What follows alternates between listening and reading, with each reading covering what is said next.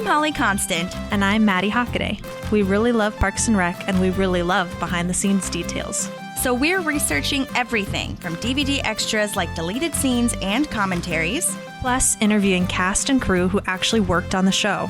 We also bring on guests and friends to geek out about everything parks. So join us, you tropical fish. This is literally the best Parks and Rec rewatch podcast. We're your park pals. There's a park and some pals, and there's also therapy too. Okay, well, hello, welcome. We are here with Soulmates, which is crazy. I feel like this episode is really when they hit their stride. Like, I know we said that in season 2 for one of them, but this one is like, I feel like this stride that we're in right now is one of the best Parks and Rec, sections, if you will. I completely agree with you, because when I watched this episode for the first time, I made it all the way into the middle of season 4. Oh my God. Because I just hilarious. kept watching, because you're like, oh, this is so good. And the story just keeps getting better. And I think there's a difference between Parks and Rec and The Office. And I think this is where we start to see the difference, that there's a little bit more, not that The Office doesn't have a storyline, but not necessarily does each episode kind of lead into itself. And Parks and Rec does that because we're starting to see this relationship between Ben and Leslie kind of grow. And, as we go further along, the story just kind of continues to grow, which I think is special to Parks and Rec. Well, and as much as Tom is dumb, Aziz Ansari did such a good job in this episode. Oh, yeah. Yeah. But, I have so many little Tom moments where I'm like, so dumb. Don't like that. Okay, well, Soulmates, Season 3, Episode 10. This was directed by Ken Whittingham. We've seen his work before on Summer Catalog, but he's also known for literally every show that we love. 30 Rock, Scrubs, Parenthood, The Office, Cougar Town, Blackish, so many amazing shows he's had a hand in, so that's amazing to remind ourselves. And then this was written by Alan Yang, which is amazing. And friendly reminder, one of the things that he was mentioning when I was researching this show that I found is that he's just kind of reminding people, which was very humble of him, that usually if you have a writer credit on there, it means that you did the first draft and then everyone else kind of pitched in and changed things around and stuff like that, which was very humble and nice of him. But he wrote this one. So, I really enjoyed it. So I'm ready for a summary. Perfect. I have a side question because I don't know if you watch live television. I mean, I have because of the World Cup, so I've seen this. Did you see the Scrubs commercial? Oh, the T-Mobile one? Yeah. Yeah. They have a partnership with them now. They have so many of them. There was one in the closet, and then there's the Love Actually. Is that the one you're talking about? The Love Actually one is the one I've seen the most, but then I also saw the one where they get their tongue stuck on the pole. Oh my God, so dumb. But yes, I did see that, and it's very precious. Yes, I love it. So I thought of you when I saw it. I was like, oh, I have to see if Holly's seen these. I know. I love them. They're awesome. Okay, I'm ready for a summary here. So, the Parks Department, along with Ben and Chris, come together to make the Pawnee government healthier. Chris tries to remove hamburgers from the commissary menu, but gets into a challenge with Ron to find out if turkey burgers or beef burgers are better. Meanwhile, Anne helps Leslie move on from her crush on Ben by joining an online dating site. In her online dating endeavor, Leslie gets paired with an unlikely match within the Parks and Rec department. Ooh, intrigue, mystery. I know that we already know the answer, but I like keeping the... It's so intriguing. Also, the hamburger cook-off is so iconic. I love it. I know, it's great, isn't it? I feel like this is such an iconic episode with so many amazing lines that we quote all the time from the show. So it's wonderful. Yeah, the cooking competition here, I always imagine it later on in the series. And I always forget that it's within the first half of the series. I know. So, yep. Mind blown. They're in their stride. Okay, so as you mentioned, this cold open is we're at a meeting at, I was about to say town hall, but no, at City Hall. And Chris is saying we're slimming down because they're the 4th most obese town in America. So they're trying to implement a government-wide health initiative. And I know we've looked this up 8,000 times every time they mention that they're the 4th one, but I looked it up again to see which one is which. Yes. And they haven't changed. At least because it's still 2022. And I think the only times we've looked this up was this year. But anyway, okay, so they mentioned that Pawnee is a fat city. So the top 4 most obese ones are, number 1 is McAllen, Edinburgh, Texas, which we talked about as a little bit of a smaller town. 2 is Memphis, which is hilarious, Tennessee. 3 is Knoxville, Tennessee. And number 4 is Mobile, Alabama. And I just think it's hilarious that 2 of those are in Tennessee. Yeah. And they're all in the South. They're all in the South, yes. Yes. Oh, my gosh. Because butter and oil. Butter and oil. And I don't know exactly where to place this, so I'm just going to go ahead and do it now. I think there's a deleted scene, and it has literally nothing to do with the rest of the episode, so I think it was an alternate cold open, and I really wanted to share it because I feel as though... I don't know, you'll see, but basically I feel like Tom later in the season, because of this episode and how like skeezy he is in this like little scene, he kind of gets what's coming to him a tiny bit with Tommy's Closet. You'll see. Okay, I'm gonna play it for you. Hold on. Let's make sure I'm sharing the sound. Okay, it is kind of long, so I'm very sorry about that. And if you need any further clarification, because obviously it's not visual, but just let me know. But okay, anyway, here we go. Who is the best boy? Oh my goodness. Oh my goodness, who's the best? Yeah, good boy. Jerry, there's no way getting around saying this. I am enjoying this thing you did. What's going on? Oh, I started a new internet blog called Canines and Size Nines. Seriously? Dogs wearing shoes? People care about this? Yeah, I get 1,200 hits a day. And I've had some interest from advertisers. Oh, good boy. Come here. That was amazing!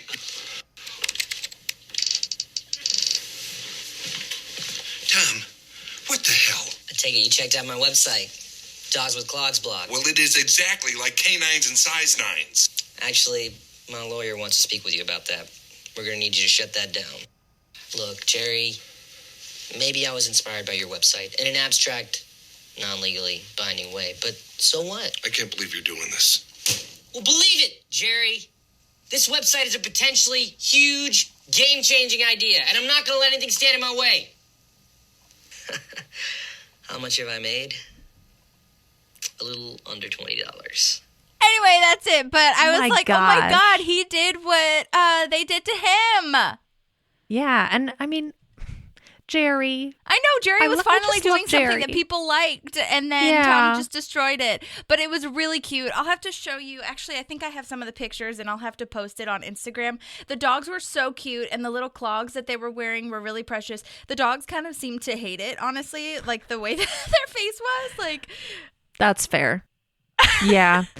We used to, and then this is because the clogs. I don't know oh my gosh. But I'll post that in stories. Yes, please do.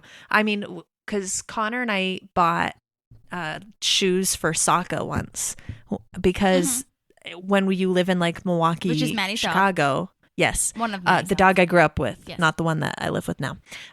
But we lived in like Chicago, Milwaukee area, so it was so cold in the winter, and like we didn't want his little paws to get stuck on the ice or anything. But he, like, the look he gave us when we tried to put those shoes on him. Oh my gosh! I know, they hate I don't them. think dogs like that. Oh my gosh, I know. I've seen many a dog with shoes on in real life, which is wild and weird. But because they also make hiking shoes too for dogs, just so that they don't get any like splinters or weird things and like rocks and stuff that they're stepping on. Yeah. But yeah, they kind of hate them. I think they get used to them after a while. But anyway. Yeah, they do them here in Phoenix too, because you can literally bake cookies on the fucking sidewalk in the summer. Oh yeah, so that's true because it's so hot. Mm-hmm. Yeah. Oh my God. Well, anyway, I just thought that was really interesting to share. And so it was so random. And I'm kind of glad they cut it because I like this one better. It just ties in better. But yeah, maybe that could have been a tag. I don't know. Whatever. Yeah. I don't know. I like the way that it turned out.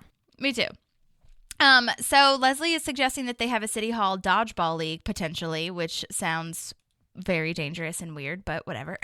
And then Joe from Sewage is back. Yeah, I've heard of softball leagues. Oh yeah, that's true. Yeah. So I mean, I think dodgeball not my favorite, but like softball or something like that would be really cool. Kickball. Yeah, I feel like softball and kickball are more team sports, and dodgeball could lead to angry violence, especially with Ron. Correct. He would just be like, "Oh my God, I will kill everyone." Oh gosh, that's why Leslie claims him. Mm-hmm. Totally. Oh my God. gosh. Yeah. Love it. Yes, okay, Joe from Sewage. Joe from Sewage, gross. I can't. Friendly reminder, his name is Kirk Fox. He's awesome. He's a stand-up, and you should 100% follow him on Instagram. He has so many funny things that he posts, so do that. His whole, I don't know why. Maybe it's because this is his second or third time being on the show. I think third or fourth, maybe, actually. Because the last time we saw him was when he hit on April at the telethon. And I didn't notice it as much, but maybe whatever. Anyway, my point is that his whole physicality is so good. Like the way he's kind of like wobbling around. He's got this like swagger, confident, weirdo arm movements. Yeah. And I feel like it was really so just amazing for that character. Oh, yeah. I think he plays it so well. And he makes me uncomfortable, but like in the way that, he's supposed to be doing that. Yes. I love Tom's warning to Leslie, like Joe from Sewage just unhooked your bra with his eyes. Oh my God. I know. That was really funny. I feel like that's way more creative than saying like he's eye fucking you. You know what I mean? Yes. 100%. Yeah. I love that too. And he says she's putting out some vibe today and it's driving him crazy. Yeah. And the toilet party is what they call the sewage department. Gross. Why? Gross. Also, I love this thing of he walks away, he's like, still got it, Joe. And she's like, no, you don't. No, you don't. Also, has he ever had it? You said what? Has he ever had it? Yeah, has he? Like, to him, he has, but I guess not to Leslie. Yeah. It's really funny, too. Ben, I don't know if you noticed, but Ben gives that look kind of behind camera. Yes, he's creeping. He's that's creeping. That's what I have written down. Guy? Why is he talking to Leslie? Like jealous? Yeah. Oh, he's super tuned into that. Yeah. 100%. Mm-hmm. Oh, yeah. Which I think it just ties so nicely throughout the episode for the reveal at the end that that we find out that Ben has asked to date someone in the such a great reveal. Oh my gosh, I have so many thoughts on that. It's so great. But it's also, we see the beginning of, okay, you're interested here. Like the audience is getting this, okay. Mm-hmm. And then in a minute, we're going to go into him having this conversation with Leslie that turns really awkward. I think the way it's just weaved throughout the whole episode, but isn't like the main piece. I agree. Is so well done. Yeah, 100%. Yeah. Love that. Well said. Okay. So now, do you have anything before that meeting ends? Yes, I just wanted to mention that Chris says that he's going to go run backwards up the hill behind the Walmart. So, first of all, sketchy place to be doing that. Yep. You've got to have other hills, right? I would think so. Yeah. Also, backwards, I mean, fair. When you run backwards, you work different parts of your leg. But is it worth it? Like, why? Especially up a hill? Yeah. What? That's also accurate. I don't know. Also, every Walmart that we have here in Prescott has a hill behind it. That's hilarious. Oh my God. So I was like thinking, what hill? And I was like, oh my gosh, every single one that I shop at has a hill. That's really funny. The one here does, the one that I do go to doesn't have one, but it has a parking lot. Okay. Obviously. I love it. But yeah, that was my comment. That's just very specific. Yeah. And not necessarily doing what I think he thinks it's doing or something. You know what I mean? Like, I feel like he thinks it's cross-training, but I don't, whatever. Chris is going to do what Chris is going to do. Yeah. Well, speaking of the cross-training situation, Chris is now outside doing those tricep dips on the bench when Ron comes out. And look, I am not a fitness expert at all. Like, as we just noticed from running backwards, I don't know the benefit of that. But from what I've done, like on Beachbody and stuff like that, you're supposed to be doing time under tension, and I think he's supposed to be doing them slower to actually get the benefit of that. He's doing them so fast, and I feel like fast. He has to do like 1,000 reps to actually get any benefit from them. And I know that this is a show, but I was just thinking, I think he needs to be going slower and lower. Yes, I think so. I agree with you 100%.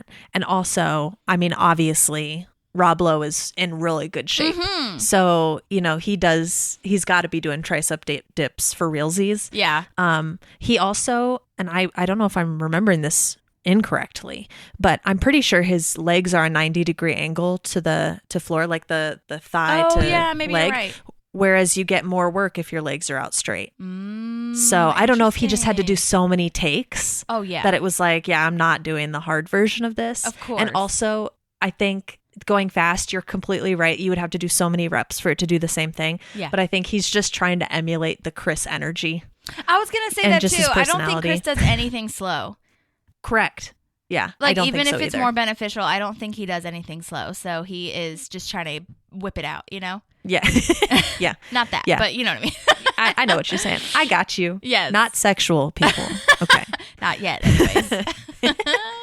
Have we ever seen this view of the building before? I'm feeling like this is the first time we're here. I agree. No, I tried to look up where it was, and I have no idea. I don't know what the exterior of this is. It's probably somewhere in Van Nuys or like maybe outside of Studio City, like where they shot on the studio. But I don't know where it is. But yeah, good call. Yeah. It says there's a sign on the building that says Government Center Building 2 underneath it. So I'm wondering if they used like the outside of the City Hall in Pasadena or something. Like I Maybe. don't know if they did. So yeah, I don't know. There's also in the background one of those, I don't even know what they're called, so please forgive how I'm explaining this. A newspaper vending machine Oh, yeah, I know what you're situation. talking about, yeah. Yeah. And then next to it, I didn't know if it was two newspaper ones or one of them kind of looked like one of those take a book, leave a book stations. Oh, okay. So I don't know, but that was in the background too. So this is Yeah. interesting. They have a bunch of government centers, like in many parts of LA. So I'm sure that it was somewhere like near the studio or something. Yeah, could be. Yeah. So Okay, cool. interesting. Well, Ron is trying to reason with Chris, saying he eats a commissary burger every day for lunch, and if he takes that away, it will be awful. Every day for the last 12 years. What? Yeah, I don't, and he lists off like, it makes you sluggish. It's bad Yeah. for your heart and your arteries. And he's like, it has the exact opposite effect on me. Yeah. Obviously, because there's an episode when he gets sick and they do tests on him later, and Anne's like, your cholesterol's weirdly okay Yeah. for how he eats. Right. And Right. it's insane He just needed- because what did he need? Oh, more potassium because he was going to eat a yes. banana. So he put a banana in his burger. I can't wait till we get to that. Yes. But yeah, so I don't know. Like he eats red meat every day, and I doubt he's not going home and having steak every night. So he's Right. having red meat for like two meals a day. Like Oh, Ron. Yeah. yeah. Crazy. Well, I guess that's the one part of his job that he really appreciates, or that he really likes. And so Yes. they come up with this challenge where Chris says he can make a turkey burger better than any regular burger. And if Ron wins, he can keep the commissary burger in the commissary. And if Chris wins, he just gets to win victory over Juan Swanson, the greatest victory of all. And I love that Chris is okay with that. I know, me He's too. like, that's good enough for me. Yeah. He's like, if I can get anyone to stop eating red meat like that, then that's fine. And also Yeah. beating Ron Swanson is probably a big accomplishment. True. But Yeah. and I don't know. I feel like I agree, obviously, but this really got me thinking that I would like to have a turkey burger and then a regular burger right after, with nothing on it, and just see what one is better. Obviously, red meat is like more salty and like, worse for you, so obviously it tastes better, but it's just interesting. It is interesting. I went through a huge phase, I think when we lived together, like in college, where I was like trying to cut my red meat like out completely. And so I ate a lot of turkey burgers, and like Trader Joe's had those frozen. Oh yeah, Ones. the best.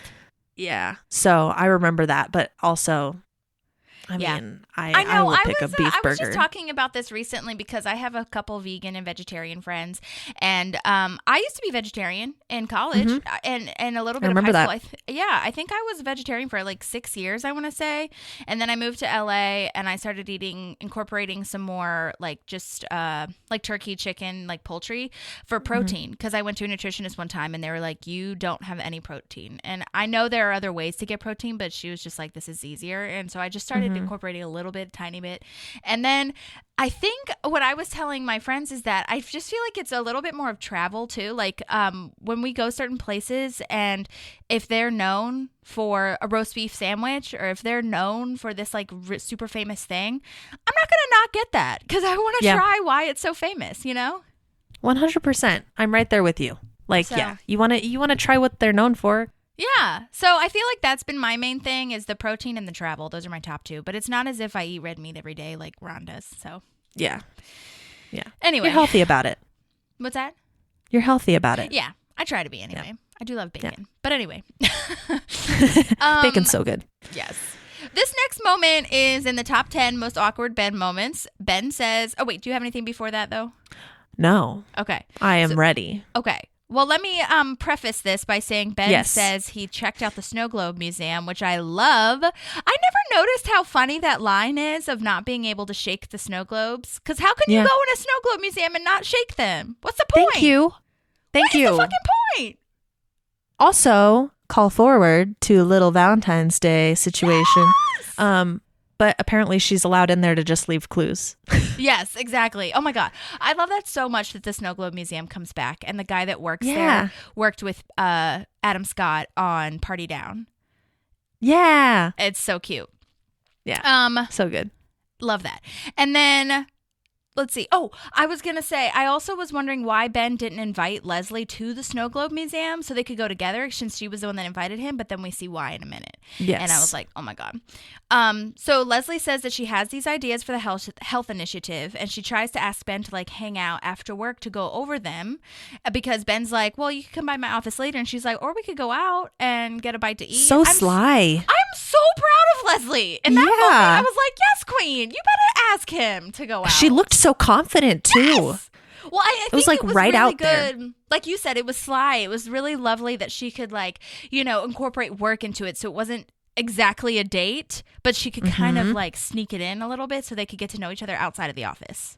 Yes, 100%. Oh, I thought this was so well done. And then we turn this switch on Ben not knowing how to have human interaction. Yes. Oh my God. I don't think I can, but okay, bye. You're great. And This is great. This is all great. This is good. Goodbye.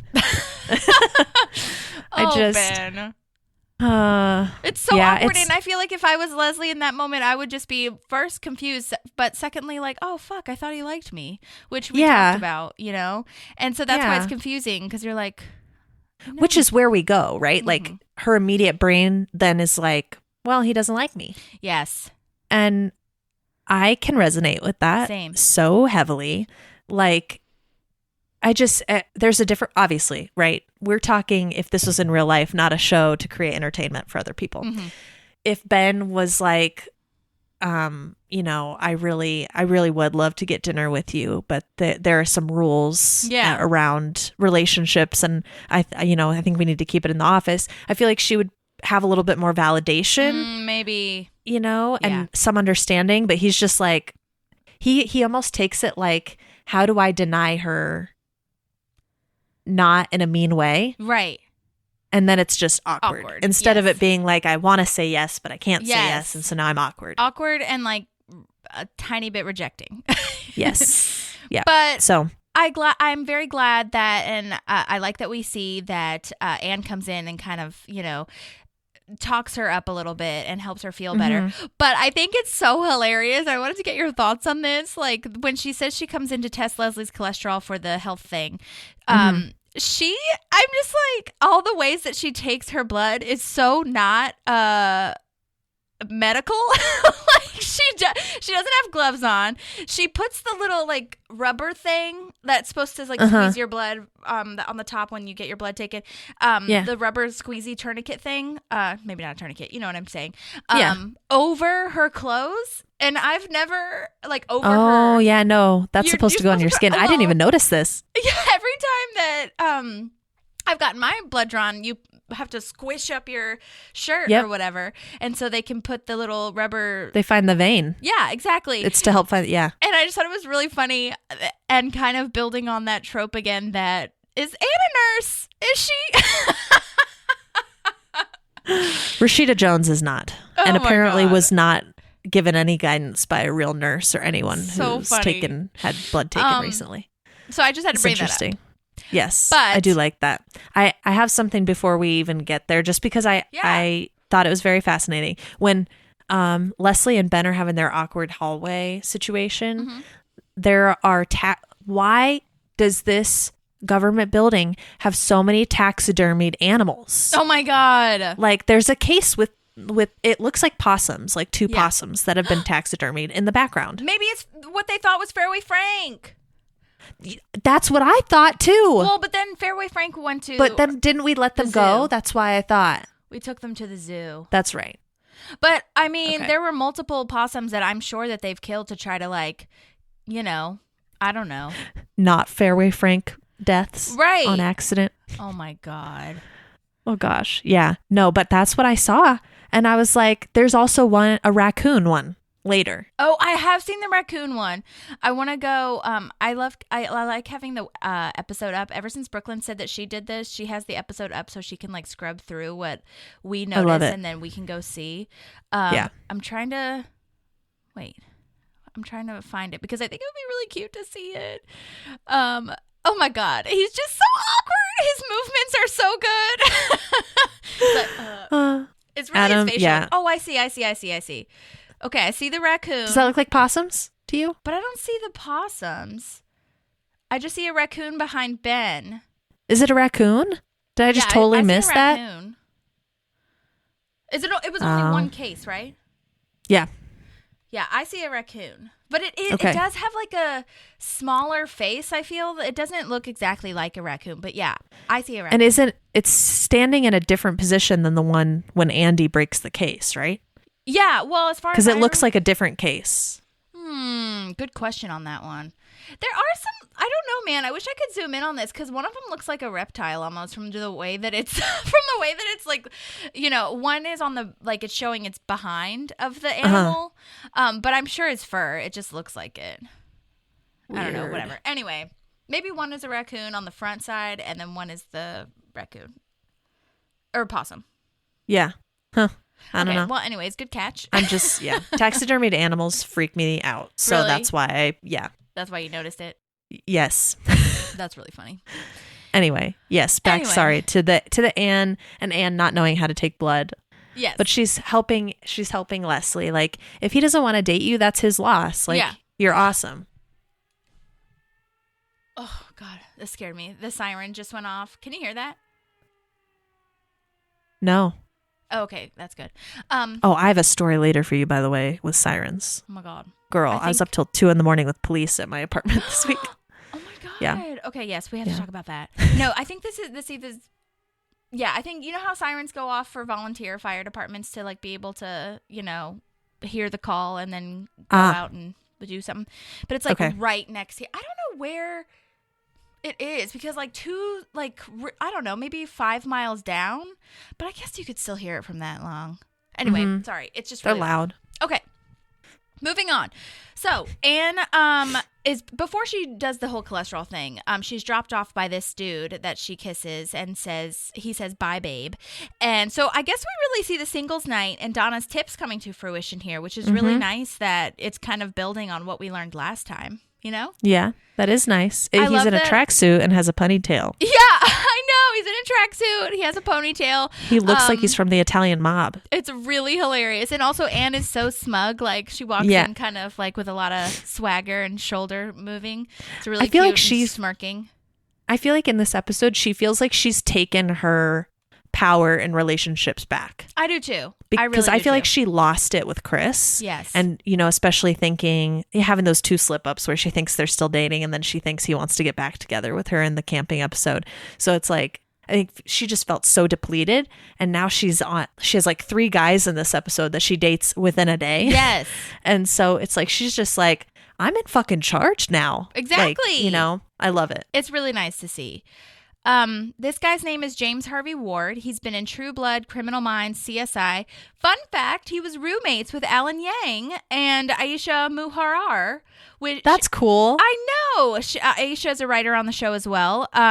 She wrote the camping episode and some others, but wild. And apparently Alan Yang said that this guy got super nervous about kissing Rashida because he was like super shy and super like awkward kind of around women apparently, and especially Rashida, who's like beautiful and Yes, so nice and amazing. And apparently he had a girlfriend at the time, but I don't know if he was an actor or what, but I mean, because I'm just like, as an actor, you're going to have to like kiss people probably, even if Yeah. you're dating someone, but maybe this was like the first time that he was doing that, but it was really cute and nice that there's that connection. all in who you know a lot of the times. And apparently that wasn't a real ponytail. Alan Yang was like, I don't know why we gave him a ponytail, but he has a ponytail. And each one of these people that she's kissing is supposed to have like a vibe or like a section of life that they're in, and he's supposed to be the jock guy. That's what the IMDb said. And we'll get the to jock that. guy. Yeah. Oh, they missed that for me. They missed that really hard for me. Because tracksuit to me does not say jock or athletic dude. It says lazy and doesn't want to get dressed. That's so fascinating too, because it's true. I mean, I feel like the people who wear tracksuits are like you said, in the mob, and they usually have a pot belly. Yeah, 100%. He looked buff. He didn't have a pot belly, but still, you know what I mean? Yeah, but if we have a jock guy coming in, I'm expecting like a tank top or a t-shirt and shorts and running shoes. Right. You know? Like a Chris vibe. Yeah, 100% Chris vibe. But what Chris was wearing when he and Ron had their conversation in the beginning. Yeah. Right. Okay, well, anyway, Leslie tells Anne that she asked Ben out and that he said no and explained the situation. I love the way she says he was just like, what? Huh? Bye. Accurate. It was. But then Anne is like, well, there's so many guys out there. I've been having so much fun just dating around and, having fun exploring and things like that, which I'm really happy that Anne is getting that chance. Like you said, I think that she's kind of finding her confidence and getting that kind of mojo back, Yeah. I feel like some people really need that experience. Definitely. Like I've said that from the beginning. If anything, online dating is like exhausting, but it does give you a confidence boost if you like match or have a good date with somebody. Yeah, well, and then something else we've talked about with the dating is it also helps you kind of narrow down what you're looking for. 100%. And I mean, when you're dating around and you're in that mindset, I'm no longer in that mindset, but when you're in the mindset of just having fun and you just want to have fun and meet a bunch of people, it's really like, it's super casual and you just, like you said, you just less pressure. Yeah. And it's just like, I don't know, you're actually having joy in your life, like with dating anyway. I don't mean joy in life like you have to be dating. But I think that it's a really good mindset to have if that's where you're at and if you've never tried that kind of thing before, which it doesn't sound like Leslie really has. So I could see how Anne would think that would be like something to try. She's had a lot of breakups and a lot of weird dates and stuff. I feel like she's never done it for fun or found the right people. So true. You know what I mean? Yeah. It's always been like these weirdos. And so I think Anna's like, well, what if we just like cast a net for you that has, your requirements, Yeah. But well, yeah, and I think you're right. She has had a lot of crappy people. Yeah. One thing I think that when you were doing the online dating thing, something that was cool about every time we talked about it was like, because it was this fun, no pressure thing, you had no problem being like, yeah, you're not for me. Or I don't freaking care if you don't like who I am. This is who I am and I'm moving on to the next person. And I think a lot of people, when they go into those serious relationships right off the bat, they're looking for something really serious in the beginning. You almost put on, without even thinking about it, you almost put on this film in front of your personality. So you don't come off as all of yourself at once. Or for me, it was like I used to want to be so serious when I was online dating. So I would judge them so hard, like way harder than I needed to. And to be fair, like sometimes you need to that. put on your judgment things. Okay. Your judgment glasses sometimes. But I was sometimes it's important. Right. Yes. But I wasn't having fun. I was just like, okay, what's your deal, bitch? Which I still do, but I wasn't having any fun with it. You know what I mean? But there's a balance. Yes. But I also love that Leslie keeps thinking that Anne already pricked her and she didn't. And so she keeps like thinking that she got hurt and she says crap on a crayfish. And that's really hilarious and weird. I love that. And then when she actually does prick her, she says, fuck you, Anne. Oh. Yeah. I love it so much. I love when she gets up though and she's like, I'm glad that's over. And Anne's like, it's not. Right, exactly. I haven't done It's so good. Oh my God. All of this is, Which, by the way, so can you even give a shot not in a hospital? Is that like, unless you're like, I guess if you're licensed, you could. I would imagine like hospice is a different situation though. Yeah, but you're going to have a certain certification, I believe, to be a hospice nurse. Right. Like I think if I had gone into hospice as a therapist, you have to have like a certain training done. Right. Well, I just feel like drawing blood, not like at an event that's sponsored by the hospital or something just seems weird to me. Right. When it's not out of like a drive truck, Yeah. or something like that. Yeah. This seems a little weird to me. Also, like we've had Anne like show up with a vial of blood still in her pocket in her scrubs before. Right. So it's like that could happen. Like she's just going to leave Leslie's blood on accident at the, I think Leslie needed to go to the thing. Yeah. Here's the other thing that could be happening. If we want to maneuver around it, maybe Anne has set this up at the government building and is doing cholesterol tests for everyone. And Leslie was like, I just can't get away. Can you come do it at my desk? Yeah. If that's happening, let's say that happens so nobody is getting complaints or, violated. I know. I think it's one of those things that that is a good workaround, but I do feel like it's just one of those things that we're just going to have to accept in the canon of Parks and Rec, that it just happened and that's okay. Yeah, it happened. It's fine. Anyway, okay, moving on.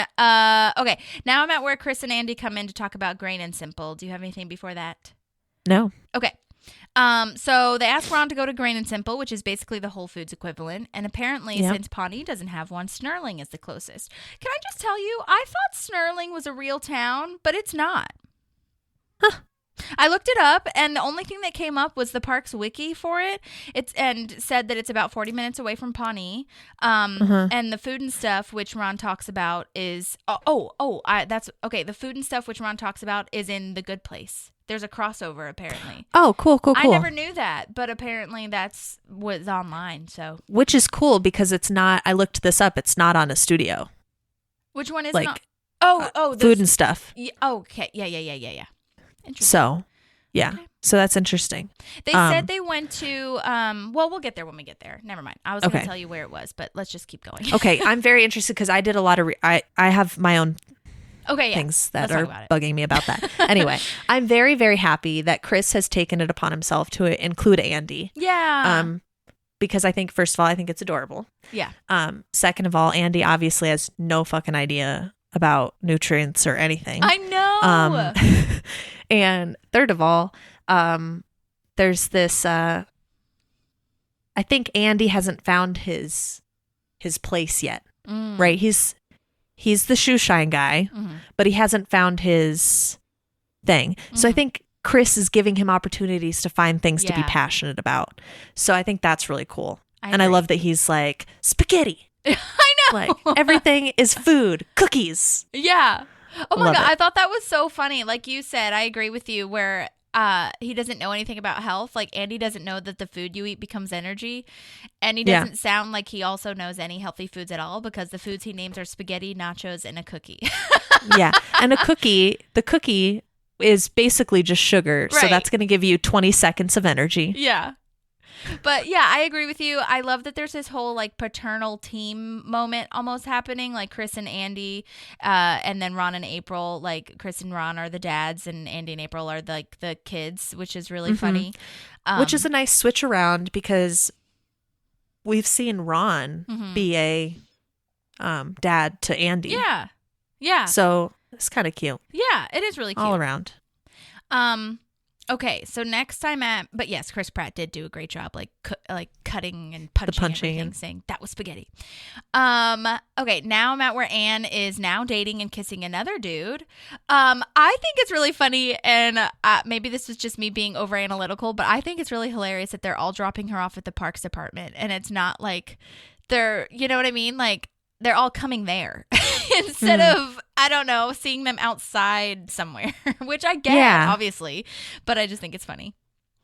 Yeah, I think part of me thinks maybe because Leslie is like a safe zone for Anne. Yeah. And so she, needs that emotional support when she's done with these dates. Yeah. Or it's that if things don't work out, I can choose not to go to the parks department. I can't not choose to go to the hospital. That's true. That's very real. Yeah. And plus, Anne is always just on the way to Leslie. So it's like, might as well, I guess, Might as well it's just drop really me off. funny. This whole episode for me, I love the writing, obviously, but this whole episode, I'm just like, so Anne must be like going to work for a couple hours, then getting coffee with one guy for like, an hour. And then her whole day is just like going back and forth between dates and the parks department. So I'm just like, So you must only be working for like 3 hours, right? Yeah. And the hospital, right? Because she's in scrubs the first 2 times Right. she gets dropped off, and the third time she's in people clothes. Yep. Interesting. This guy that she is kissing now is named Greg Dorellian. He was supposed to be a businessman. He was in a suit. That checks Great out job. with me. Good job, guys. Check. X for the jock. Right. Check mark for the businessman. Right. I didn't see a ton of other things that Greg, this businessman, was in, except for he was in an episode of Chuck, which I know we both like, and Chuck some other so things. much. You said what? I love Chuck so much. I know, me too. I need to rewatch it. I love Zachary Levi. I know that's like on our list because we watched like the first 8 episodes, and then we got hooked on another show, and I'm like, but this, we got to go back because it's so good. So good. Just PSA to anybody who hasn't seen Chuck. Yes. It's amazing. Is Please it on watch any it. streaming services right now? Do you know? I don't I'm don't sure know. it's somewhere. I feel Maybe like Hulu Hulu. is where we were watching it. Yeah. But this dude, Greg, was in some other things that I wasn't familiar with, but he was fun. And now I love that Anne is translating everything Leslie is saying about herself to this dating site. Like, she says, Leslie says, yellow-haired female likes waffles and news. And that turned into sexy, well-read blonde likes the sweeter things in life. Honestly, Yeah. Anne sounds good. I'm proud of Anne. She really sounds like she is the Donna now to Leslie. Yes. Oh, great analysis. Right? I love that. I She's do. like I love passing that. forward what she learned. Yes. Donna's Yeah. so inspirational. She is. I love her. But it's really funny to me that Leslie's like having which makes sense. This is totally character, totally makes sense for her character, where Leslie's having a hard time kind of just like sounding like a human or like a regular person that enjoys things in the world. Correct. Yeah. But this is the iconic moment where we learn that she, her favorite place is the upstairs mural of the wildflowers. And Anna's like, listen, it could be literally anything in the whole entire world. And all the places that she says Paris and somewhere, London maybe. And all those places are places that we do eventually go to in the show, which Yeah. is really cute. It's very cool. I feel Leslie though in this point, because I do have favorite places I've gone in the world where I'm just like, if I could go back there today, I would go. But I think a lot of my favorite places are things that have like sentimental value to me Sure. that have brought me peace in times of stress in my life. So I completely understand Leslie being like, mural. Yeah, duh. She's like so adamant. What's funny to me though is that Anne suggests like an actual meadow, and Leslie's like, I don't like bees. What are you talking about? But it's just so weird to me because meadows are basically parks. And I'm like, Leslie, Right? why don't you like a meadow? I don't get it. Oh, that's a great point. That's great. Yeah, I love that. Then we have the iconic also moment of she has no opinions on turtles because they're condescending. They are, which is such a weird animal to have on your list on a dating site. Yeah, I agree Like, with why that. do we need to know? Yeah. Like dogs and cats, that makes sense to me. Mm-hmm. But- Yeah, this is just being super inclusive. Who's to say? Interesting, I Yep. guess. I also love her line, jamming on my planner. Oh my gosh, jamming on my planner. Yes, love that so much. 'Cause Yes. She likes organizing her agenda. Mm-hmm. I can get with that, jamming on my planner. Yeah, I do too. And I also really like that she describes this guy, and Anne's like, you basically just described the Phantom of the Opera. And I love Leslie's little like, It's so funny. I think I use that like unconsciously. I think I use like if we're like, oh, do we want ice cream tonight? I go, Yeah. But I think I do it like not thinking that it's Right. Leslie, but I definitely got it from her. It's just a response. Yeah, I know. love it. All right, so now I'm at where Chris is in Grain and Simple. Do you have anything before that? No, but I would love to hear what you found, because if I'm being honest, when we're in Grain and Simple and we see the barrels where they're Yeah. the guy is putting the barrels and Ron says nature's amazing. Right. That looks like sprouts to me. Yeah, that's really funny that you said that, because that is what they said. That's what Alan Yang said. It was somewhere like, Oh, that's awesome. Yeah. I couldn't find it anywhere, Holly. I Googled it for like 20 minutes. Yeah, And I could not find I out where it was. Oh, yeah. He says he thinks it was a sprouts because this was like by the way, if you guys aren't familiar with like West Coast stores, because I don't think it's on the East Coast, at least the first time I saw it was in LA. Sprouts is kind of like this pricey, healthy-ish store in like on the West Coast. It's not as expensive as Whole Foods though. Right. Correct. Yeah. It's kind of like, I don't know. It's like a little bit step of from Wegmans, maybe, if anyone is familiar with a Wegmans. The way I see like the healthy stores is Copernicus. Now is not for kissies. Oh, Cubby. He just wants love. Sorry. Yeah. The way I see it is least expensive Trader Joe's, medium expensive Sprouts, most expensive Whole Foods. I could see that. Yeah. I wanted to let you know too before I continue. Chris. So Chris walks into Grain and Simple. He knows everyone, which I think is really hilarious. Love it. He says everybody's name. And a fun fact is that Grain and Simple, the name was from Harris Whittles. Of course, our guy Harris Whittles made that up. And then Food and Stuff, Alan Yang came up with, which is amazing. Cool. I love it. But yeah, so that's where he said it sounded like it was at a Sprouts. So good job on calling that. I haven't been into a Sprouts in a really long time, but it's funny. Alan Yang did say his inspiration was from Whole Foods. And in fact, he said a lot of like, this episode was originally named Match.com. And then he had Whole Foods all over the scripts. But then, obviously he was like, they said legal problems. Obviously they couldn't get the clearance for those. But honestly, like what a wonderful creative way to change those names, because those names are so much better than using Match.com or Whole Foods. So yeah, it's awesome. Who's your mate? I feel like he delved into have you ever heard of farmersonly.com? Yes. It's like a nicer version of farmersonly.com. Those commercials, if people out there listening have never seen a farmersonly.com commercial and you'd like to laugh and also feel kind of crappy, you can go watch those commercials. Okay, I've seen a lot of dating. I've been watching a lot of Hulu, and I've been seeing a lot of dating sites for like eHarmony's dating sites are choice, except for, well, now they are. I don't know. I feel like a couple months ago they were really weird, I feel. And it was just really strange, and I was like, okay, this does not make me want to. But now they have these like really funny kind of like modern ones, which I don't know. If I see one, I'll have to send it to you. But they're really cool. But then I've seen a couple for older people, and there's one. I think there's one called Our Time. It's really hilarious. I'm so sorry to Our Time, but it's just funny to me. Maybe I'll be needing that later. Who's to say?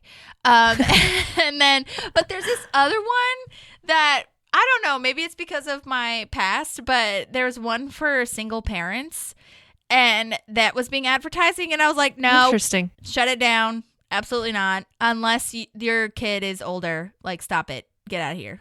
Yeah. I don't know. It just seemed weird to me. Yeah, that's interesting.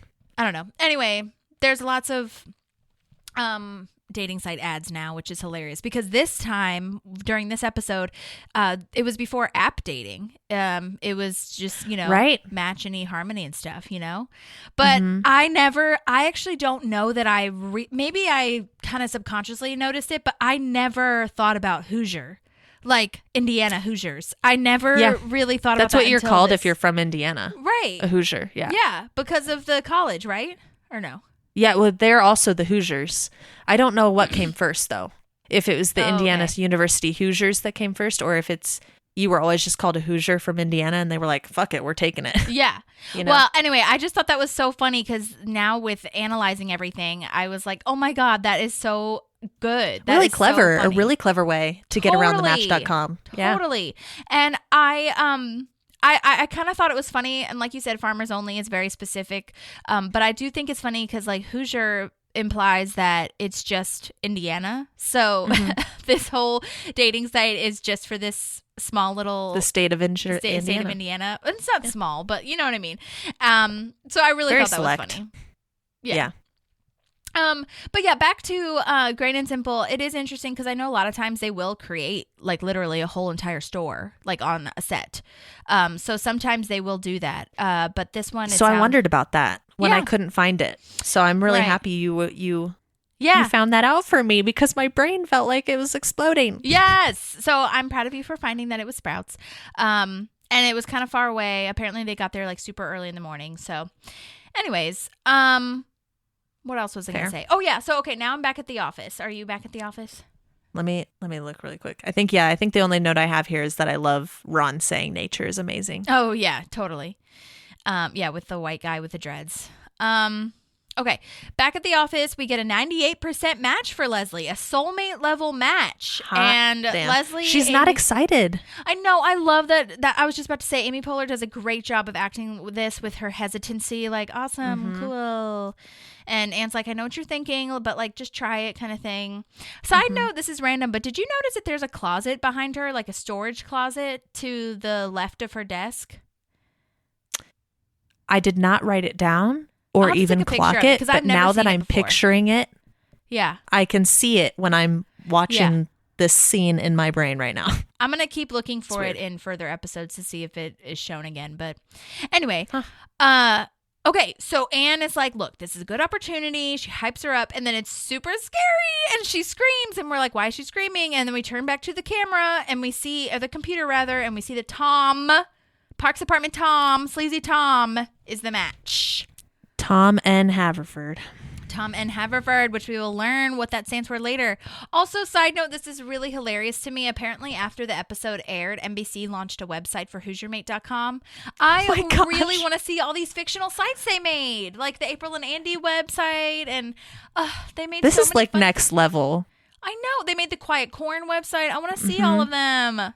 Yeah, it's cute. And the summer catalog. Didn't they make like an actual summer catalog online too? Yep. Yeah, I did find some of those pictures on Google Images, but not the whole thing. Yeah, I remember that. Yeah. I really wanted to know who played Craig, the guy on the phone from Hoosier Mate, but I could not find who played him. No. So it's okay. Bummer. And they didn't say anything. Like Alan Yang didn't say anything. And okay. But anyway. I wonder if it was just like, because a lot of times for just phone calls like that, they use like crew. Crew and stuff. Like, remember Creed played the guy. The guy earlier in the office too. So they just pick little people. That's true. So, which is cool. Yeah, totally. Could have been anyone. I love this thing of like, Craig, your service is crap. And there's like no context at all. And I love that she says Tom is like a little sister to her. I have that written down as one of my favorite lines. Like, he's like a little sister to me. Oh my God. I love he's that. Like, I met my wife. Well, that's not gonna your last. marriage is a sham. Oh my God, I know. Your marriage is a sham. Goodbye, Craig. Okay. Oh, I know. Okay, there's a deleted scene here where, and if you guys listen or watch you probably don't, but if you look at the IMDb, you'll see that Councilman Hauser is in this, and it was a deleted scene. And Anne is telling Leslie there's a ton more matches, so like let's just keep going. And so let me just play that for you really fast. Do you want to try and look at them after the burger tasting thing? Yeah, okay. Let's just line them up, right? Let every guy in town get a taste of nope. Councilman Hauser? Leslie? It's so funny because Councilman Hauser is always the one that catches her in the middle of her saying something super inappropriate or weird or like riding Andy around. Yes. It's so I funny. love it. And I like that they carry that through because he is always that like that steady, like logical person. And when we get to the council, the city council later, we realize that not everybody on city council is logical and right. But they keep that for him. Yes. Which I think is really cool. But yeah, what a gross thing to accidentally say in front of him when he has no context. Right, exactly. Oh my God. So, yikes. So, anyways, now Anne is coming in with a cowboy, and this cowboy's name in real life is Josh Pence, and he's been in a ton of stuff. He's a huge movie star. He's been in La La Land, Social Network, The Dark Knight Rises, CSI. He was in an Ally and AJ music video, which is hilarious, a bunch of others. Right now, he's on a show called Good Trouble, where he plays a character named Dennis. So he's like a huge movie star, and this was way before any of that, and I think that's really always awesome to see. That's really cool to see that it's flourished for him. Yeah. I don't know if this is true or not, or like what the deal was, but apparently in Social Network, some of his face was like replaced with Armie Hammer, which is another actor.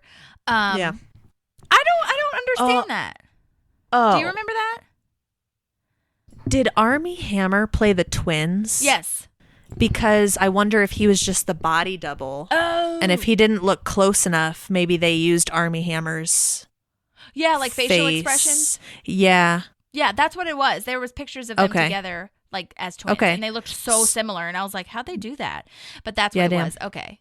Yeah. Okay. When they were Okay, explaining that it, makes it was sense. like, it almost sounded like they just replaced him in all of the scenes with Armie Hammer's face. And I was like, what the hell? But no, okay, they were just playing twins. I get it.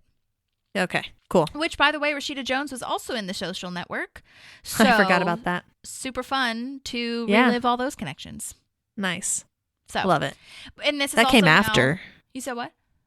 The Social Network came after this episode, Yes. right? Mm-hmm. Okay. Yeah. I thought And then so. this is like what you said, where now she's wearing street clothes. Now she's wearing what? Street clothes. She's not wearing Street her scrubs clothes. anymore. Yes, she's civilian clothes. And I Yes. like that Leslie's like, well, he seems cool. And he kind of lives in a barn. Yeah. I love that so much. Oh my God. Yeah. So clearly this guy, we had the jock guy, the businessman. This guy is now the cowboy. So anyway. I like, also, check mark. Got it. Yes. Got the cowboy vibe. Got it. Good job, Leslie's guys. asking what's wrong with Leslie and like why is she only attracting douchey dudes right now and like not the nice guys, which I know a lot of ladies, especially on dating sites, can really relate to. And Anna's just trying to like talk her down kind of thing and just cheer her up a little, but Leslie's like, well, she says that line of like, you know, they're only like douchey guys are buying what you're selling. And Leslie's like, well, I should ask them why they're interested in selling. I should like go to the source and see if they're interested. It's so funny. I love it. Douchefestigation. Douchefestigation. Such a good line. It's wonderful. I love it. Classic Leslie, like researching why something is the way that it is, even though it like doesn't really make sense anyway. You know what I mean? Yeah. Okay, so then we go to Joe. And he's the first like suspect, I suppose you could say. He's reading this magazine called House and Style, which, by the way, I paused on this magazine cover because I wanted to see what the actual thing was, like what the headlines were. And there's a nice, attractive blonde lady on the cover. This is not a real magazine, by the way. I believe that they're doing home and garden kind of play on this, but there is a house and home because the one on here is called House and Style, and I did find some magazines called House and Home and Style at Home. So anyway, but Home and Garden is definitely what they're playing off of. Right. And the headlines are really realistic. I didn't write any of them down. I don't know if I said I did, but I didn't. But I paused on it and I was like, what the hell? Apparently Alan Yang said that they spelled something wrong on there, which was really funny, which made it seem that it was not a real one. But it really tricked me. When I was looking at them, I was like, oh my God. Oh, I did write some of them down. Best mom tips, more counter space, sewing tips that don't hurt. Those are all very realistic to me.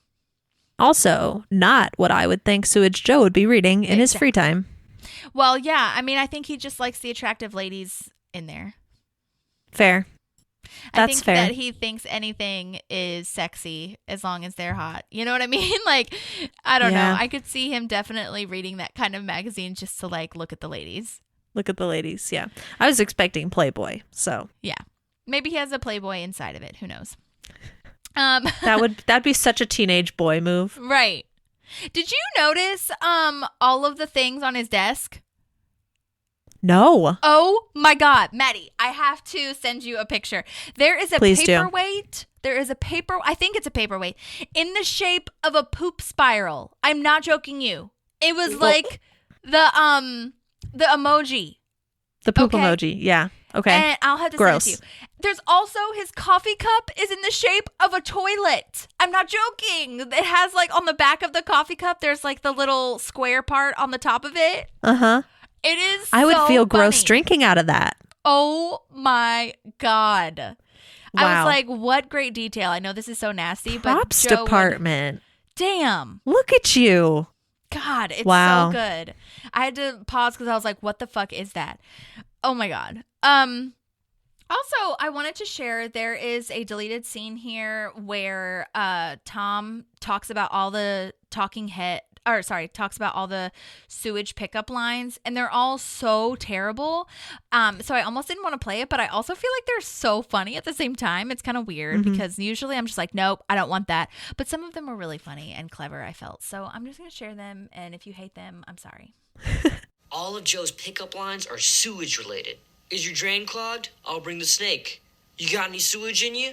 Would you like some? And my personal favorite, I'd love to lie face down in your gutter. Yeah, he said that. To a human being. I'm so sorry. Oh my gosh. They use that later. Because Tom says that. What does he say? He says about Rashida. Does she have any Indian in her? Oh, yeah. Would she like some? Yeah. Yeah. That's just a classic one. Yeah. Yeah. Yeah. That's gross. Yeah. Nasty. Upsetting. Anyway. Okay. Moving on to the still nasty train, basically. Leslie asks what sewage Joe looks for in a woman. And basically, he just says that he likes anyone that's not elderly. Can't be in a wheelchair, no canes, no gray hair. So stupid and awful. Yes. Also, Leslie has a killer dumpster. Yes. Killer dumpster. Oh my God, Joe. Why there's so many more eloquent ways to say she has a nice ass. Mm-hmm. But dumpster. Yep. That's it's what we had eloquent to to use. him. He thinks it's hot. It's true. True. All right. Fits his vibe. Well, now Yeah. I'm back at the Grain and Simple if you're good. Yes, I am ready because I love that Andy presses this lever down Yes. and lets out all the coffee beans. And I know, I wanted to know if that was an improv, but apparently they said on the day of, they kind of just, they had a lot of things written, but they kind of just fucked around with different things that they found, and that found funny and stuff. And I think the coffee beans thing might have been a day of situation, but I love that Chris just kind of runs away, stares at it and is like, okay, bye. Yeah, just keeps walking. And then Andy follows him. Right. Which part of me is I don't expect, if I'm an employee there, I don't expect you to pick it up, but I'd love to be told. Right. So that I can pick it up. Right. Oh my God. I bet that happens so often. I can't even imagine. Oh, yeah. This place also reminded me, oh my gosh, I'll have to look up what it is. Oh, Smart and Final. Have you heard of that? I've never heard of that, no. Okay, there's a place in LA called Smart and Final. It's a grocery store. And this place really reminds me of that. And with a Grain and Simple, an N in the middle, it was were they inspired by that perhaps? It's kind of more of a warehouse looking grocery store, kind of like a Costco or BJ's kind of situation, but they have a lot of the same situations. And I used to go there all the time because it was right next to my apartment, and it was next to a 99-cent store, which was really helpful to me. Nice. Gotta love the 99-cent store. Love it. This is when a worker asks if Ron would like to try the vegan bacon. I don't know. I was triggered by this. I really hated the way they treat this worker. I wanted to laugh, but I was so mad at him. Yeah, I think when you are in our position and you've worked retail like that, and I remember having to do samples at Sur La Table all the time, I hated that. I hated watching it. It's funny to me. Yeah. To a point. Yeah. Because I understand what Ron's trying to do and I get him as a character. But yeah, putting myself in that worker's shoes, it's yeah, it's not my fault that I'm sampling this shit. Right. Yeah. Yeah. Anyway, it was really strange because they keep throwing, for those of you who aren't or don't remember, Ron and April just keep throwing the vegan bacon in the trash after they ask for a sample. This Grain and Simple worker is named Mark Saul. You've probably seen him in a ton of stuff. He's been in a ton of commercials, but he's also been in All That. He was also in The Social Network, just like Anne's cowboy boyfriend and her. He was in Grey's Anatomy, Mom, Modern Family, Marin, which is Mark Maron's show. So he's been in a ton of stuff. And and he's definitely one of those people that you're like, oh, yeah, I've totally seen him before. He did a great job. So good job to Mark. And yeah, so now I'm back at the office, if you are. I am too, having Leslie watch Tom. Yes. Oh, my God. Yeah, he's on the phone complaining about a seaweed and almond under eye cream. And it smells terrible. And so he's complaining about that. And Leslie's just like, what? Why? How did we get matched? I think that's really what she's doing is this is not what I would spend my time on. Right. I love him. He's singing Forever Young on the hold music, which, by the way, did you catch that they sing that later when April and Anne and Donna sing that when Anne's trying to have a baby with Chris and she's starting and she says, April, you have to sing that song with me or whatever. And no, I think they sing time after time. Oh, is it Not Forever Young? Yeah, it's time after time. Okay, and they so do really sorry. nice harmonies. It's great. Got it. They do a harmony, which is hilarious. Yeah. Okay, gotcha. I'm mistaken. So sorry. Yes, I but wonder Forever if Young, that's- great song. I know. I want to know how expensive that song was, or like if they didn't have to pay for it because he was singing it and it was less than 30 seconds or something. No, because remember in The Office Ladies, they said when Steve Carell sings Yeah, they Two still have to pay Tickets for it. Paradise, they still had to pay for it. Right. But They I paid wonder if like it's 60 less. grand or something like that. Oh, okay. So maybe it's not less. Okay. I don't know. Yeah, it's a great question to know if it's less if you're the one singing it Right. or not. 'Cause I But feel like yeah, the but you still recording- pay. Yeah, you still pay. Okay. Yeah, because the recording is like the mechanical license or whatnot. And so Mm-hmm. I feel like it's different. But maybe, I don't know, depending on the band, I guess it could be just as much. Yeah, Yikes. it'd be interesting to look that up. Yeah. Did you know that this song is by a German synth pop band called Alphaville? Forever Young? No, I was just like, wait, who sings this song again? And it was one of those, I didn't listen to their other songs, but they do have other songs. So good job, Alphaville. You really hit it home. yeah. Forever Well, Young. and they probably did not spend as much on this song because I don't think it's as iconic as Tickets to Paradise. Maybe. I don't know. I feel like it's iconic. I did, yeah, but I think isn't the Tickets to Paradise band a bigger deal? I Who don't know. sings What's that? the band? Hold on, I'll find it. Also, HBO Max for Chuck, by the way. Oh, okay, good. Eddie Money? Yeah, I think he is. Yeah, that's a bigger deal. Yeah. Yeah, But Forever Young is like big deal, but just not It as is big of a big. band. Okay. yeah. Anyway, all right. So now we are back at the grocery store, and Andy doesn't know what a peach is, which I think is really funny. This is my thing: is does he not know what a peach is and he covers it up, or does he know but he was just asking so many questions? I know, right? that he missed that he knew that Like, one. oh yeah, I know that. Yeah. Chris says his favorite food is fresh lettuce. No. Ugh. I love lettuce. Don't get me wrong, but it Yeah, tastes like but nothing. favorite How can that food? be your Yeah. favorite food? It tastes like water. What? You know? Yeah, No, it does I taste agree like with water. Yeah, but He- so I'm just like, how is that your favorite food, sir? you. He has a very bland palate, I feel Yeah, like. good call. Good call. Because good call. he's also okay with mushroom burgers, which has nowhere near the flavor that a real steak would have. Yeah, You know? yeah. I feel like he just has. right. Yeah. That's I a think good he's. discovery. I feel like I like eating healthy. I would prefer to eat healthy food over junk food any day, but I need flavor. So Yeah. I'm not going to give up steak because steak has good flavor. Yeah, But like, I feel like Chris is like totally okay with giving up flavor right. for health. right. You know? Yeah, that's really astute and not my vibe. Yeah. Accurate. I agree with that. Not Yeah. my vibe at all. Andy's favorite food is Skittles in between Starburst.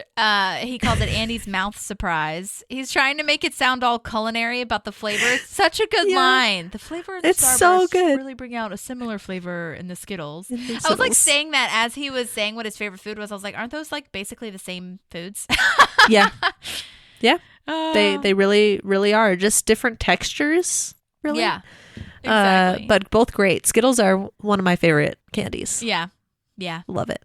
I wish I liked Skittles and Starburst more. I just will always choose chocolate every day over that.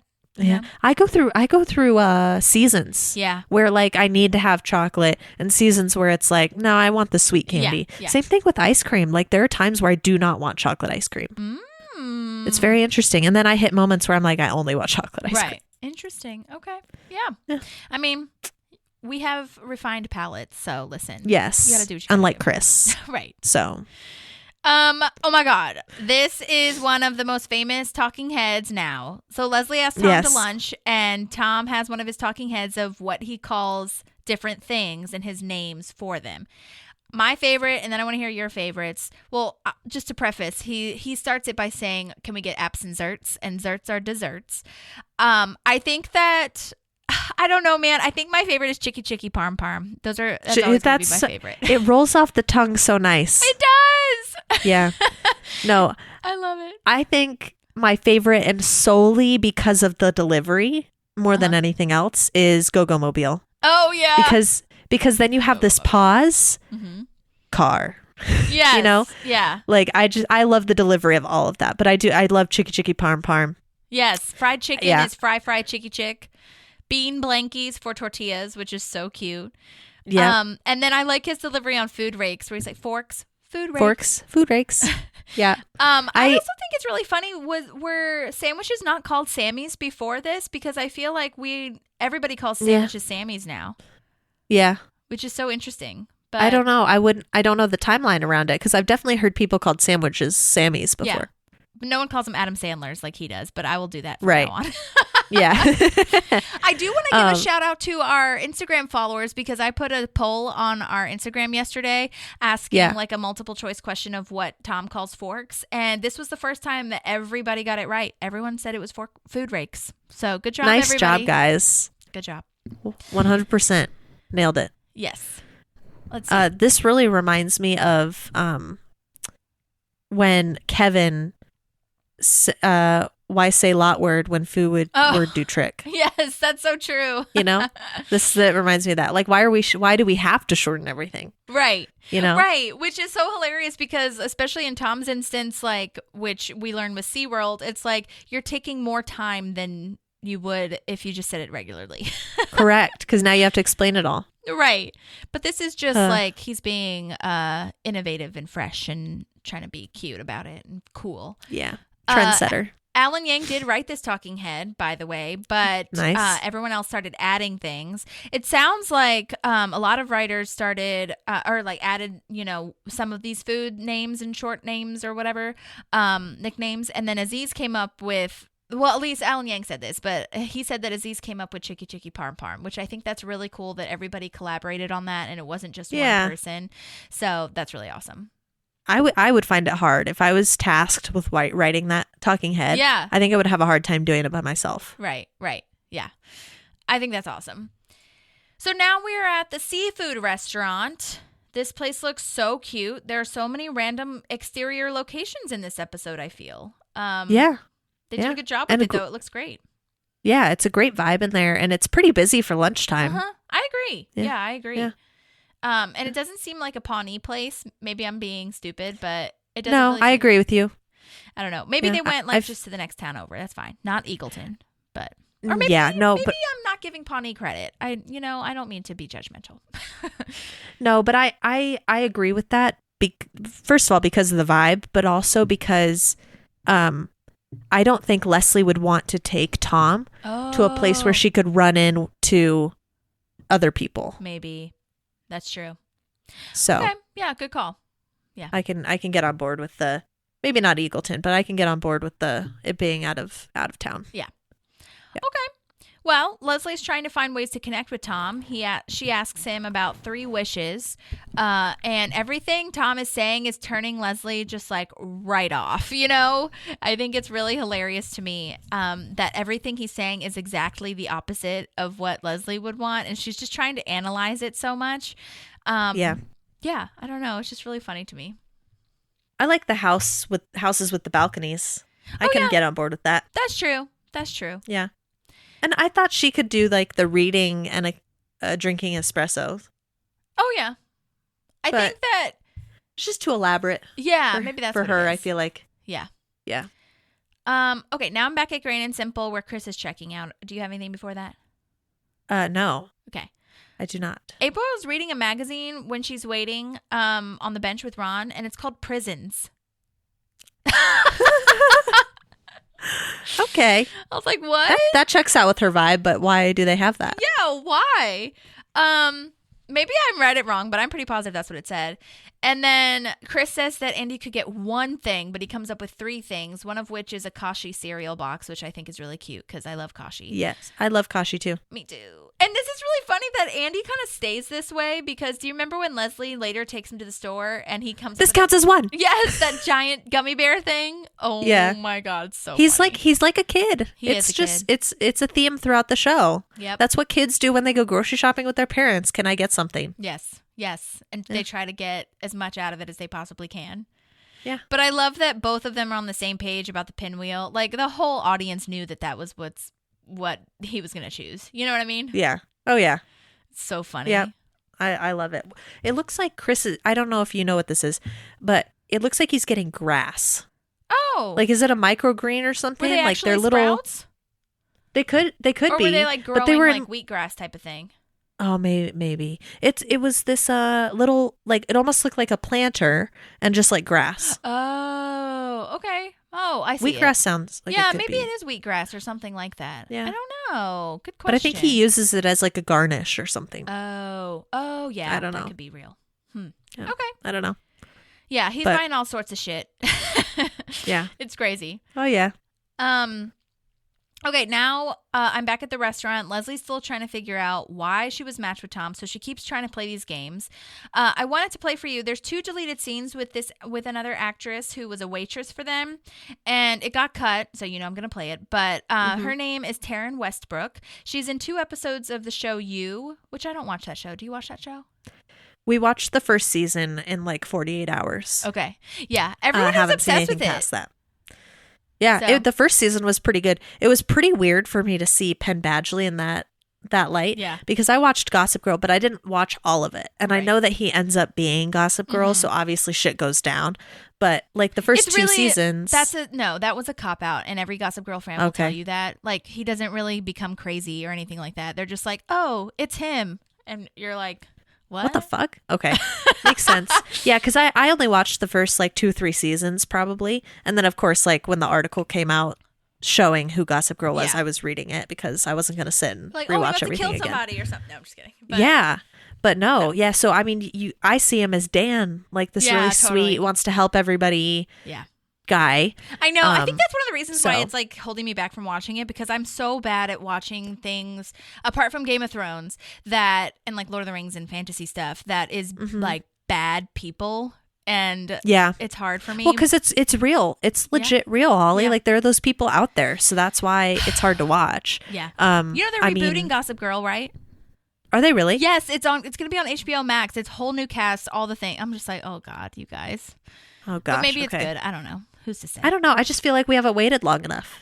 You know? Yeah, I don't know, man. I don't know what it's supposed to. Is it like a Degrassi Next Generation situation? Like, I don't get it. I don't know. Yeah. Which I don't know. worked. I think it worked. Degrassi worked. Yeah. Yeah. But We'll see if maybe- they can make it work. I don't know. Maybe it only works if the first one was shitty. You know what I mean? But I Yeah. also don't know if Degrassi, the first generation, was good. Who's to say? Whatever. We're getting off topic. Yeah, but I agree with you though. But yes, so that in You, he is great. He's great. He That's good. does a great, phenomenal job.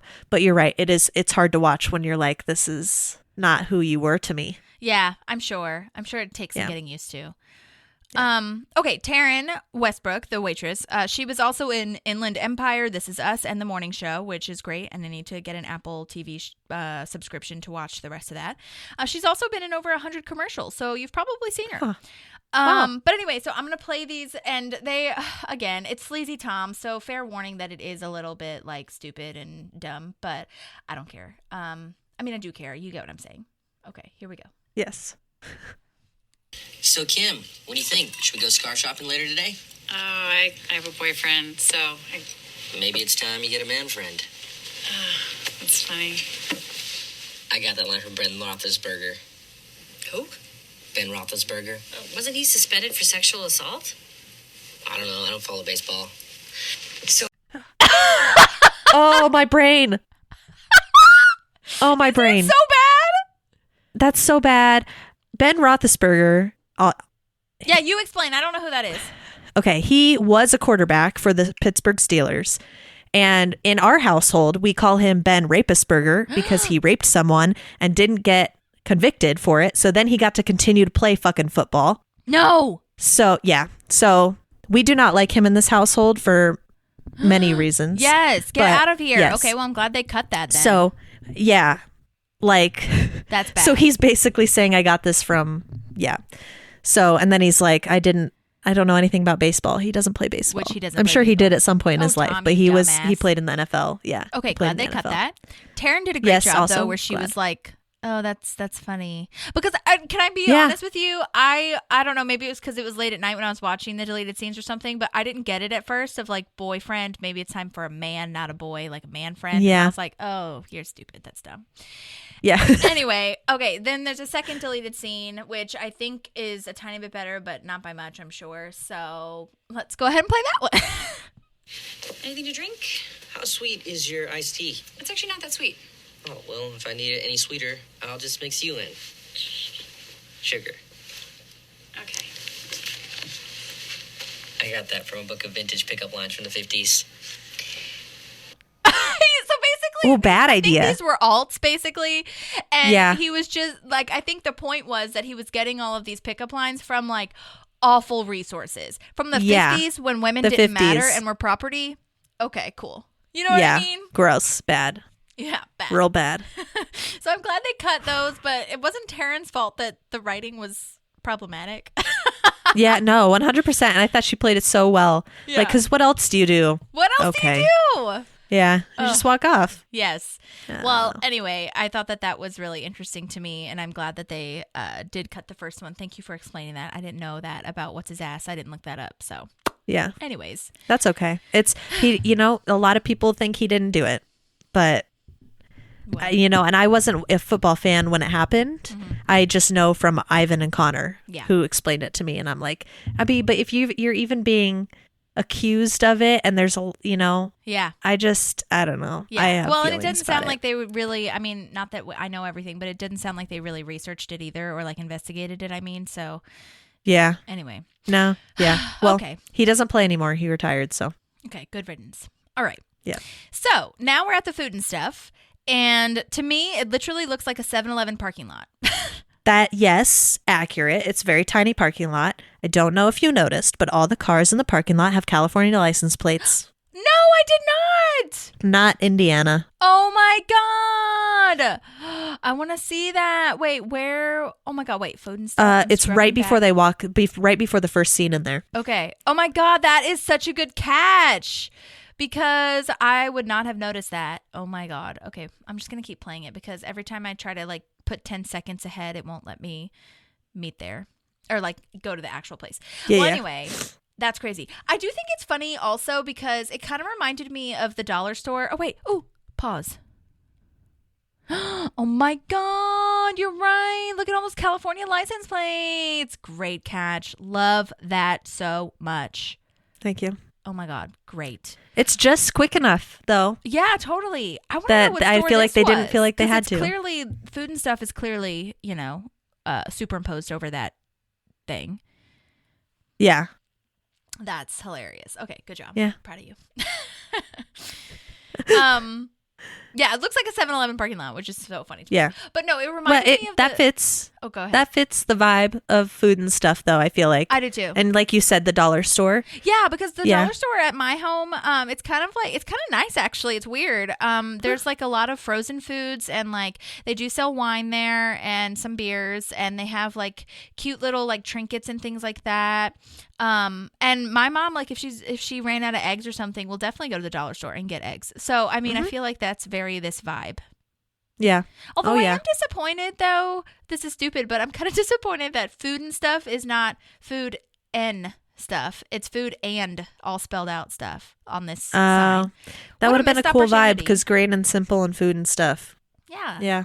Stupid. Oh, missed opportunity. Maybe grain and simple is actually and I was just hearing the N. I don't know, whatever. No, but when you Anyway. Google it, it's N. And it's on the sign that it's an N. Oh. Yeah. You would think it would be the other way around because grain and simple is like fancier or A whatever. little bit They- more sophisticated. Yeah. Anyway, okay. Well, this checkout lady at the food and stuff is named Amy Parker. She's like, is this all or whatever? She's been in Scandal, Best Friend Type, which she also wrote.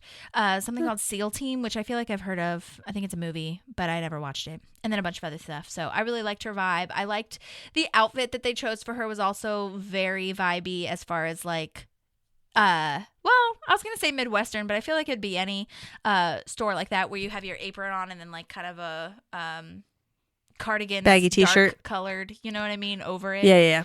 Yeah. So anyway, and then this Yeah. is where the crows come in. Where Well, and I think the vibe of the checkout lady is also accurate if you compare between Grain and Simple, where they're Yeah. like super excited, they've got all this energy, they're like, yay, Chris is here, blah Right. blah blah blah blah, and then you have, is that all? right, totally. You know? So And it fits true. Ron very well. Yes. So yeah, and My then mom- like you said, Oh, go ahead. go ahead. I was just gonna say, No. my mom compliments on every time she has like a good cashier at the dollar store. She always talks about it. She's always like, they were so nice, and we talk sometimes. It's really special.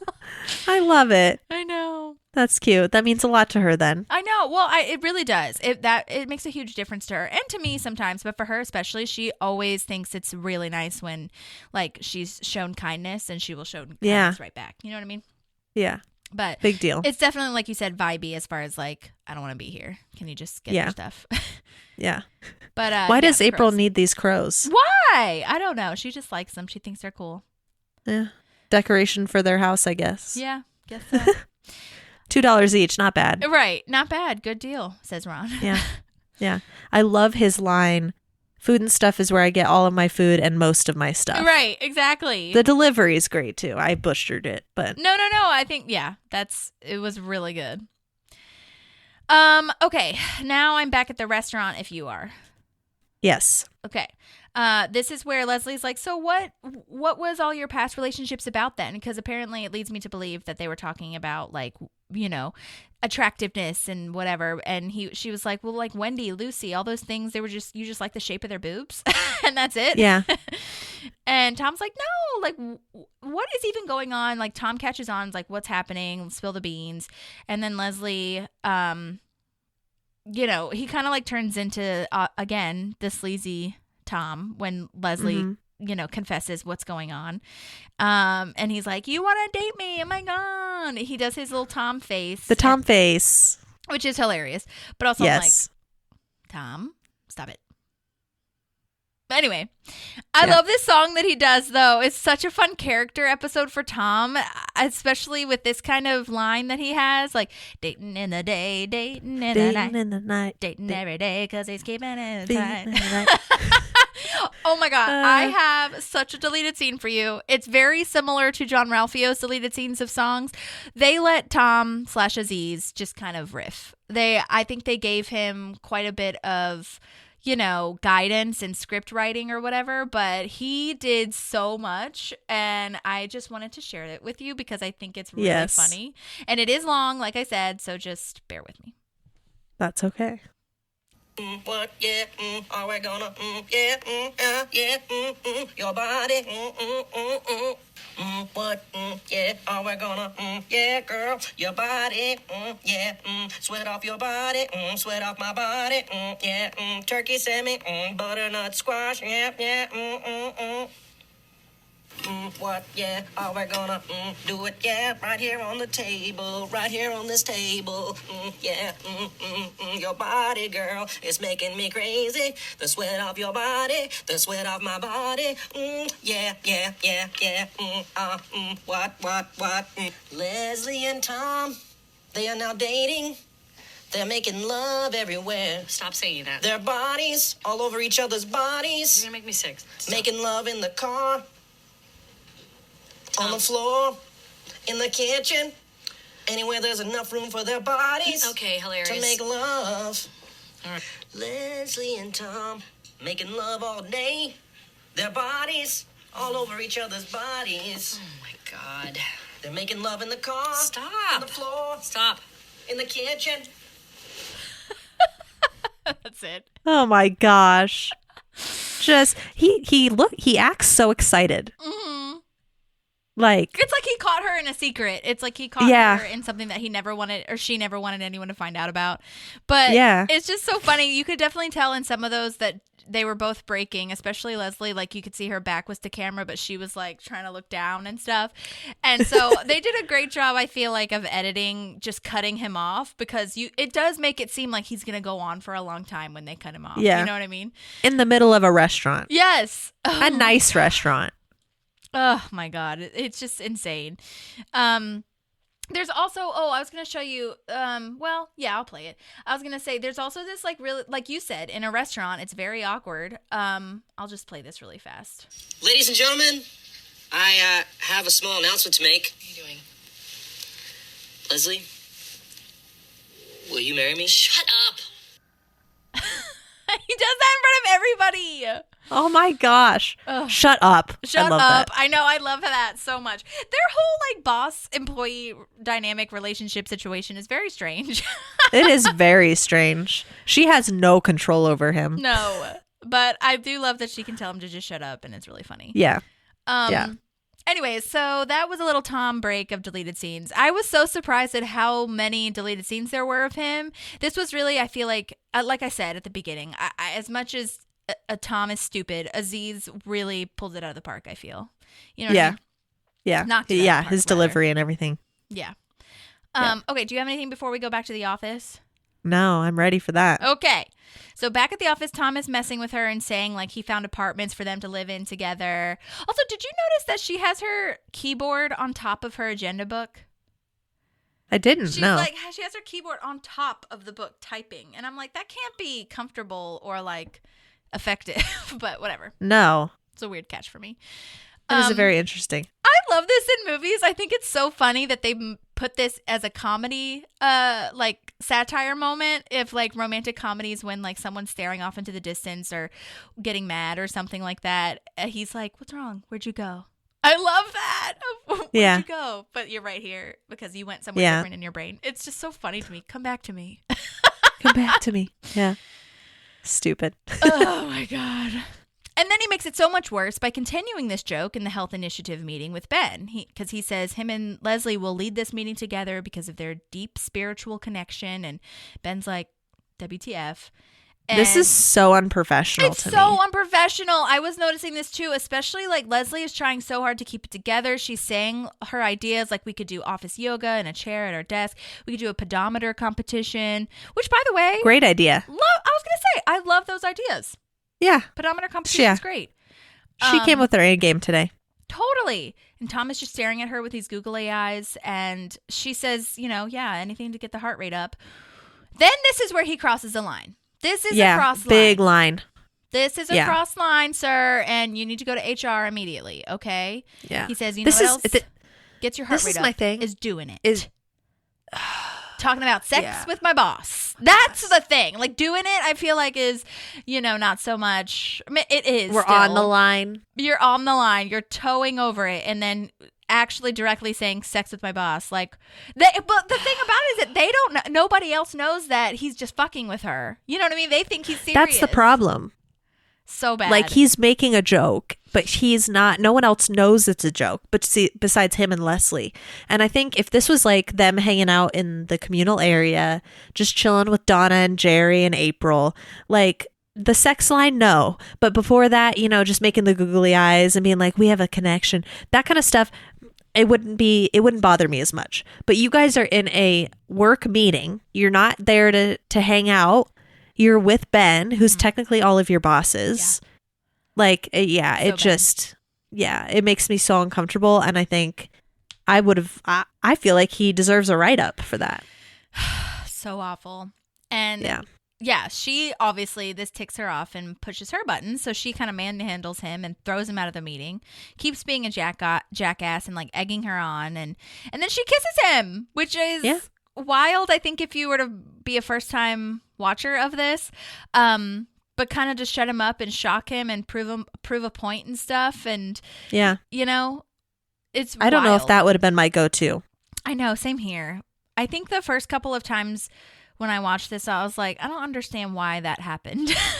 Yeah. But I do get it's like she ran out of now. options. Yeah. Because I think it's more of just to like, yes, it's to shock him, but it's also, or to shut him up, but it's mostly to like shock him and be like, oh, I can't date her because first of all, I'm being stupid, but secondly, she knows what she's doing. Yeah. And she's better than me. I don't know. Maybe that wasn't in her head, but she kind of did because she was like, you should be so lucky. Yes. Which, love that line. I do too. I really do too. But then this is where Chris walks up and sees them and has this shocked look on his face. And she tries to pull the fire alarm, but it doesn't work, which, by the way, is illegal to do that. Sad note. But I think it's so funny. It's so good. I love that she says they should fix that. Yeah. Doesn't that come back later? Like they had to disable them because April kept pulling them or something? Like when Ron and Leslie have their fight, only the sprinklers come on, not the actual fire alarm. Oh, yeah. You know? Yeah. So, anyway. All right. So now I'm at where Leslie's trying to explain why she was kissing Tom, if that's where you are. Okay. Yes. To Chris, by the way. But I am kind of glad that she did kiss him, because this is where we learn that Chris has a strict no office relationships policy, especially between a supervisor and an employee. And later, we're going to talk about it, but I love that you kind of see how this all connects. Like, I don't feel like a lot of the like mini stories like have a connection kind of, but I really loved hearing that that's why Ben isn't going to be asking Leslie out anytime soon, because Ben has this, or Chris has this rule. So yeah, this is such good writing. I feel like Alan Yang did, or whoever wrote most of this, but Alan Yang did such a great job, because I feel like it was just really nice to come full circle with that. You know what I mean? Yeah. It felt natural. Yeah, totally. I just love the way they end it too with that cucumber garnish. Like Leslie eats it. The way You're not she supposed eats to it eat is that? so funny. Yeah, he's like, you're not supposed to eat What? that, and she acts like it's poisonous or something. Yeah. Oh my gosh. That's so funny. And that's what he's doing while he's supposed to be working, is getting ready for the totally. the burger competition. Yeah, he's kind of combining both things. Oh, there was a deleted scene here that would have probably been in the same area. It relates to a blooper I've seen. I don't know if you guys have seen it. I always wondered where it was from, because I was like, I don't remember him ever having that. But basically, Chris is teaching April and Andy how to make a healthy smoothie with the fruits that they bought, like the dragon fruit and all that stuff. And there's a blooper where Chris Pratt is talking to the camera, and he like puts his fingers in the fruit and acts like it's a vagina, basically. If you see the bloomer, I'm sorry. If you see the blooper, it's much funnier and like not as well. It is inappropriate, vulgar, and it is vulgar. But I'm just explaining it sounds so much more worse than actually seeing watching it. Yeah. Anyway, I'm just gonna play. I wanted to play it for you a little bit, because I feel like it's a little bit of when Chris Pratt is coming out, because some of his line delivery is not Andy sounding to me. But anyway, let me just share it and see what you think. Hey, thank you for showing me how to eat healthy, man. I used to want to live fast and die young, but now that I'm married, I need to get more into this lame, boring shit. Oh, well, it's my pleasure. I don't know. I just thought that the lame, boring shit line sounded like Chris Pratt and not Andy. Yeah. Yeah, no, I agree with that. So. Yeah. But yeah, there's this like fruit that I couldn't name, honestly. I think it's like some kind of melon, but if you see that blooper, that's what he's doing. Okay. That's what they're putting in this movie. Okay, so now I am at where Ben is asking Tom what was up with him and Leslie. Do you have anything before that? No. Okay. Tom explains the whole thing. Then he gets weird again, like as much as it pains him to admit, apparently it was not disgusting to him. And he's like, I'm just saying, she knows what she's doing. It was stirring. I love Ben. Again, Ben is like so awkward in this episode. Yeah. He's like, I don't need to hear the details. I need to hear that. Yeah. And he just like I love that they're scoots around. Yeah. I love that their mural is hanging in the background. I do too. I love that. I notice that like every time they're in the conference room. It's so cute. Yeah. It's cute. Yeah, and I also think that it's really funny that Tom doesn't get the social cue of Ben leaving, because when Ben gets around him, Tom continues what he was saying. Yeah. Oh my God, it's really funny. Oh, I know what I was going to say too. I don't know if you noticed, but there's a picture of a sunset on a lake. I have almost that. I swear to you, I'll have to take a picture of it when I get into my office. I have almost that exact same picture, but mine is on a beach. But it's like the same exact, like trees around and that same hue of color. And I was like, oh, that's really cool. Because I needed something to brighten my office, and I wanted to look at the beach. Yes, you and your beaches. Mm-hmm. Okay, now we're at the cook-off. Crazy. He uses Let's gluten-free bread. Or brioche, rather, gluten-free brioche. And that's hard for a competition. Okay, gluten-free bread falls apart. Yeah. So, he has this crazy line, which Alan Yang and Rob Lowe Rob Lowe really said, like, I was kind of annoyed that I had to say that line because it's a mouthful. He made it with Willow Farms organic turkey, Taleggio cheese, like chutney, all these things. I did look up Willow Farms. That is made up. However, there are a bunch of Willow named farms. Like there's a Willow Garden and Whispering Willows here in Tennessee. So that's interesting. Yeah. And Taleggio cheese, obviously, that's real. So that's good. Yeah. I don't understand. Maybe you can help me understand. I think it might just be because of the umami, but how else is it Asian fusion? He says it's Asian fusion. The chutney is Indian. Oh, okay. It's like Indian relish. Okay. Basically. Yeah, I know what chutney is, but I didn't know it was Indian. Okay. Well, Yeah. That's cool. Yeah. Love that we see this little power dynamic between Kyle and Jerry. It's so Yes. funny. Stop being so He pretentious, finally Kyle. has someone under him. Yes. You know? Yes. Love that. Yeah. That Kyle is basically the Jerry of the shoe shine stand. Yes. I can never say shoe shine stand. I feel like I stumble on it every time. It's shush. Yeah, everyone has a food chain. So, but then Ron is like, it's so funny. So Chris explains his burger very, meticulously, very culinary, like he's on Chopped or something. And Ron's like, here's a plain burger, put something on it if you want, the end. I don't care. Yeah. And Chris is like, oh, I'm so disappointed. I thought we'd have an actual challenge. And then everyone likes the burger better. Yeah. Yeah. So, even Chris. Side note, this was funny. Another note that I heard was that Andy/Chris Pratt is one of those people, kind of like Steve. What was it, Steve or Rain? Maybe that are actually eating the prop food, basically. Yeah. And is not mad about eating all of those burgers. I think maybe it's both of them. I feel like both Steve Carell and Rainn Wilson do that too. Yeah. But even Ron, even Nick Offerman was spitting some of the burger out as he was eating it. But you could see Andy was kind of ripping it apart, smelling it, and really into it. And so, yeah. Well, because he spent the whole day with Chris. Yeah, So. Totally. I love that Chris tries the hamburger though, and doesn't even really have to think about it. He just immediately is like, okay, this is better. The commissary can serve the burgers. Yeah. Yep. Yep. I love it. Yeah, it's perfect. fair. It shows fair. that he's a fair leader. Yeah, that's true. Great call. Love that. I do love that he's kind of cringing though as he says it. Yeah. know? Yeah. He's still Chris. Yeah, he's still Chris. He still knows what he's about. Chris is trying now to apologize to Leslie, or explain why she can't date Tom. And I think it's just really funny that Leslie's she stops, or she kind of gives up saying that she wasn't dating him because she's like, I'm never going to get through to him. But then this it's not is worth where her this energy. is the so exciting part is that we finally learn that Ben asked Chris if he could ask someone out, and Chris was like, no, you can't, because it's just bad policy and corruption can happen and X, Y, and Z. And it's a real bugaboo of mine. Oh my God, Chris, shut Which up. I don't like. It feels like he's talking to a kindergartner. Yeah, it's weird. The only people who can say bugaboo is Destiny's Child. They have a song named Bugaboo. Okay. They have soul rights. Yes, literally.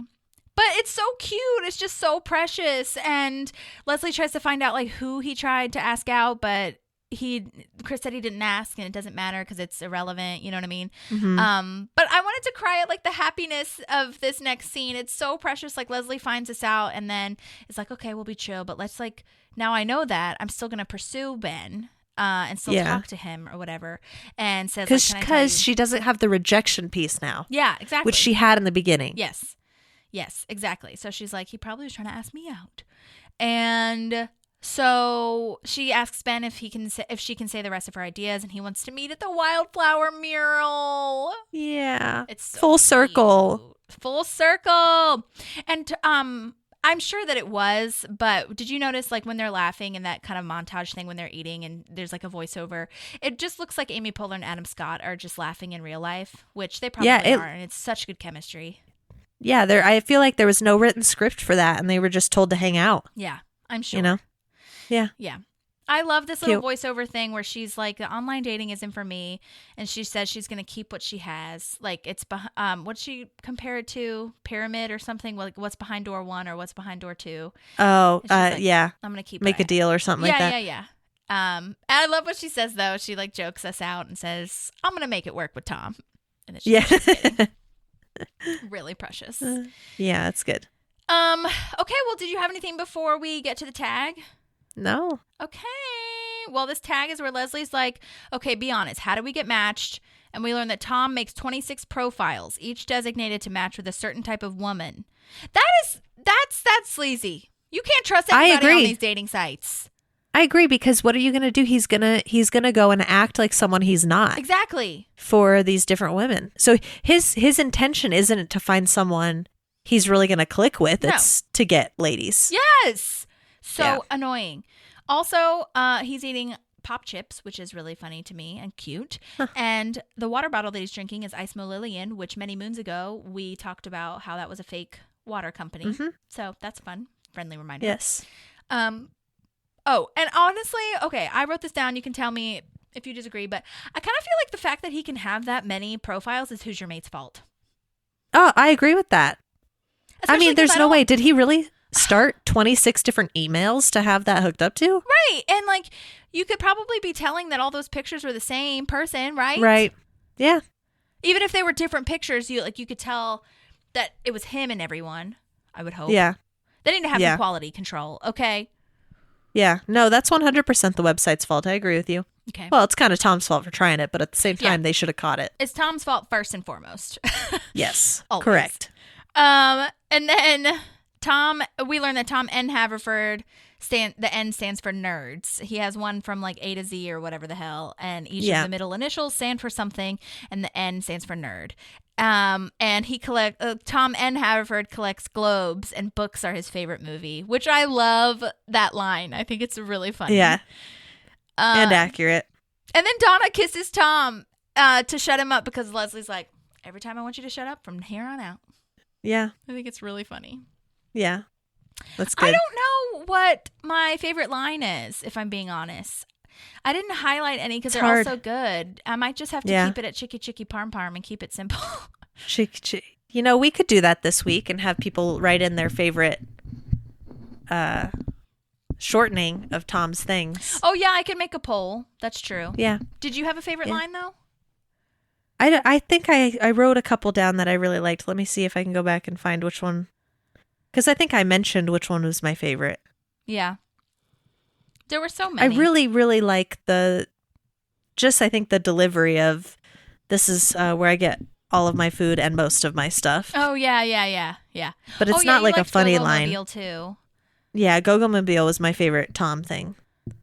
Okay. Trying to think. I had it written down. The one that I did say was my favorite. Well, I'll do a poll though. And then, I don't know, I'm struggling for my VIPP, Very Important Park Pal, because I almost want to give it to Tom but I mostly want to give it to Aziz, not Tom. Yeah. I think we give it to Aziz, not to Tom. And I want to give my VIPP either to Ron or Anne. Yeah, Anne really steps out of her own. Yeah. To this episode. And Anne. So that's a good one too. Yeah. That's true. Okay. She's finding her stride as Anne. Yeah. Okay. Maybe Which I'll put that as I'm a here poll for. too. You know, cool. And I'll explain why we picked each of those people, and then you guys can vote on that. Yeah. Okay. All right. Well, that was Soulmates. I do hope that Ken Whittingham gets back to us because he's this director, and that would be so lovely to talk to him. But I'm sure he's super busy because he's in every single show ever. But yes, so next time is Jerry's painting, which is insane. Jerry's painting. Yes. We are really getting into this stretch of the show. And also, I don't know. I don't know if this is like relevant at all, but lately, and actually since I've really started the show, since I really started the podcast, I don't really watch the episodes one after the other anymore. Like I don't have it on in the background because my brain can't do it. I have things on in the background, and then I look at things. I can't watch it for fun anymore. Like I can. No. I know it's really weird. It's like I can, but I'll notice things in the back, and it's not a bad thing. It's not like oh my god, but it's like I'll look in the background and be like, what the fuck was that? And then I have to write it down before I forget it, and I'm just like, no, I'd rather just watch it when I'm getting ready for the podcast so that I can like enjoy it and research it all at the same time.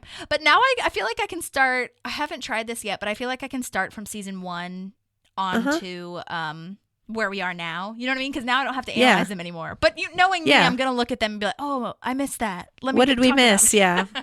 Yeah. So, also I wanted to, this is kind of random, and I don't know, maybe I should ask permission first, but, well, if she listens to it, then I'll tell her. But we got a really sweet fan message from, I won't say her name. Maybe that will be better. Yeah. But we got a really sweet fan message that said that she just found us on Audible, and she said this was the podcast she didn't know she needed, Parks and Rec and therapy. Y'all are literally my sisters from another misters. And she says she's just starting on season 2, but can't wait to catch up on the episodes. So yeah, thank you for that. That's really so sweet. Yeah, that. thank you. We've been talking about getting into more therapy too again. So yeah, we really have. I told her that too. I was like, we really just kind of like folded into the episode now, I feel. But yeah, we should definitely do a full episode of just like chatting, and then maybe I wish that there was some, like, if you guys had questions that we could answer questions and then, go through therapy first, but I don't think there's enough people that would have questions for us, which is totally fine. So we'll have to find some other way to kind of like make it engaging and fun. Yeah. Okay. Do you want to tell me about the sirens thing now or later? I can do it now. Okay. It's just fascinating because we were, and this means I won't have to cut out the sirens thing from earlier. Yeah, because now everybody gets to hear my crazy story from this week. So okay, we're going into we live in an apartment now, so that's fine. Yeah, we live in an apartment complex, and we were getting ready for bed. We were in bed, and lately we've been watching TikToks just like as we're getting like settled down. And all of a sudden I heard sirens, but then I heard yelling, and I was like, Ivan, pause it. And he paused it, and we listen, and we hear, get your hands up, get your hands up. And I was like, oh shit. So we go to our balcony door and we open it, and we hear this lady crying and being escorted from an apartment by a police officer. I didn't see her or anything. I just heard the lady crying and heard who I assume was a police officer, a very strong and comforting voice for her. And then we looked out the front of our apartment, which our balcony's on the side. We went to our front, and there's like 10 cop cars out front. All the lights are on. The sirens have stopped, but all the lights are on. And so we go out and we hang out on the balcony, and we hear some like policemen yelling, come out with your hands up. Oh my God, that's terrifying. It's really scary. It was in our building too. Mm-hmm. So it was, super scary. So we're out there, we're listening to the cops do this.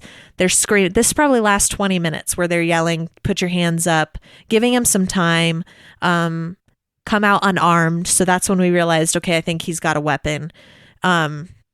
So we're just waiting to hear a shot go off or something. But then we hear people kind of coming back. We hear more sirens, and we're like, why do you need more than the guys you have here? Like, this is a lot of guys that we already had. And so we're freaking out. Then we're out on our balcony, we're watching, we're waiting. And these guys in full SWAT helmet with their rifles, like uniform, walking past our apartment. So that happened. They start setting up. They do another big like knock on the door, police department, come out with your hands up. And no, obviously the guy doesn't come out. There's one cop who's like, if you want to come talk to me over at this side, I'm happy to talk to you. But like, you need to come to the side window and open the window so I can actually have a conversation with you. Obviously, it didn't sound like the guy went to the window. Yeah. And so then the SWAT guys leave again. 2 police officers come and stand by the stairs, and like as like a just in case, I'm assuming, because the SWAT guys left. The SWAT guys like 20 minutes later come back with a dog. And I'm like, okay, that's insane. If they have the dog, and Ivan and I have been watching a lot of Cops. I don't know if you've heard of that show. Oh, of course. I used to watch all the time when I was a kid, which is weird. Yes. Yeah, it is strange. I didn't find it until I was an adult, but I actually really like the show because I think it gives you an appreciation for what cops go through on a daily basis. But I think it also... Anyway, go ahead. I know, that's a good question. But I think it also gives you... I don't know. I think it gives you a good lens. Mm-hmm. From both sides. And then my brother was here, and Ivan does the same thing. My brother was here last week, and we were watching Cops, and every time they ask a guy a question and he goes, yeah, I've got meth in the car, we're like, shut up, Shut up. You didn't have to. All you had to say was, I want my lawyer, and you wouldn't have to say anything. Yeah. So it's just, but Well, anyway. I'm glad they said it so they could get rid of it. Yes. So it's, it's a double-edged sword. It's like, I want these people to be off the streets, but also like, I know I'm not talking if I get stopped. Maybe he doesn't have a lawyer or anyone he could call. No, but you get one appointed to you. Yeah. Yeah. Anyway, off topic. They do it again. The whole knocking for probably 10 minutes. They do that. Then it's silent. The lights have been turned off on all the cars, but the cars are still up front, and we still see everybody out there with their rifles out and everything like that. And so we were like, oh my gosh, what the hell is happening? And we fell asleep. And apparently around 4:30 in the morning, it had been resolved. But there's no like so you caution could fall asleep, tape. like, there wasn't noise or anything like that? No, there's no sound, because it would go through times where the cops weren't yelling at him. That's and so weird. It was really weird. And I told Ivan, I was like, what the hell? And he's like, this isn't TV. Like, they have to strategize. They probably are looking at a map of what the apartment looks like, because if they're going to storm in, they need to know where he could be hiding, like all this kind of stuff. So it's like, you don't think about it, because in a TV show, it's 40 minutes and a lot of shit happens in 40 minutes. And they were there for 6 hours until it was wrapped up.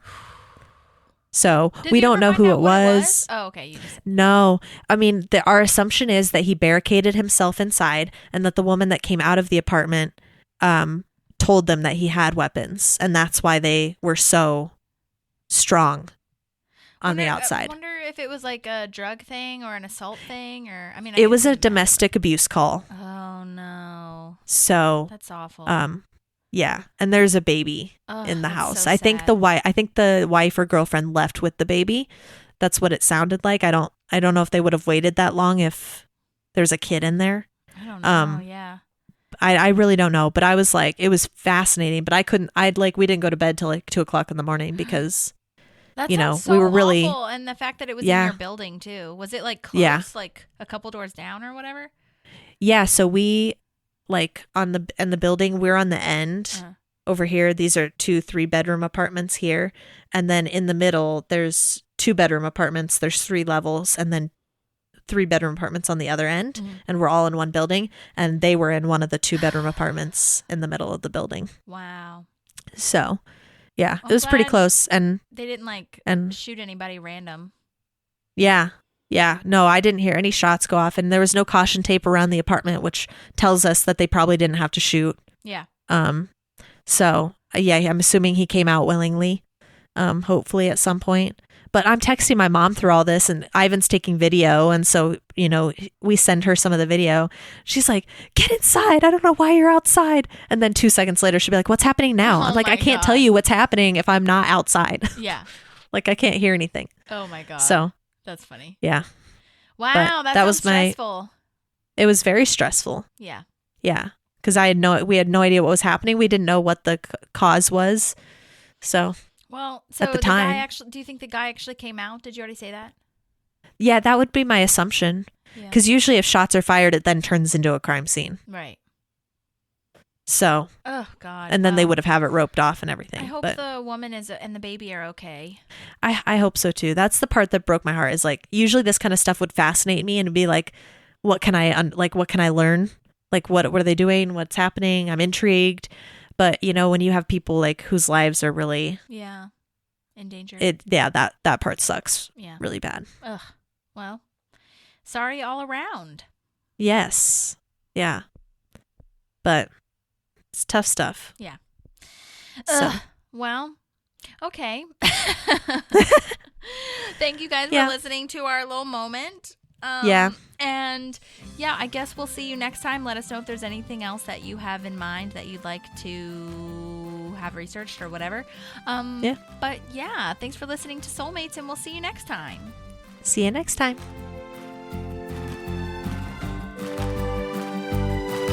There's a park and some pals, and there's also therapy too.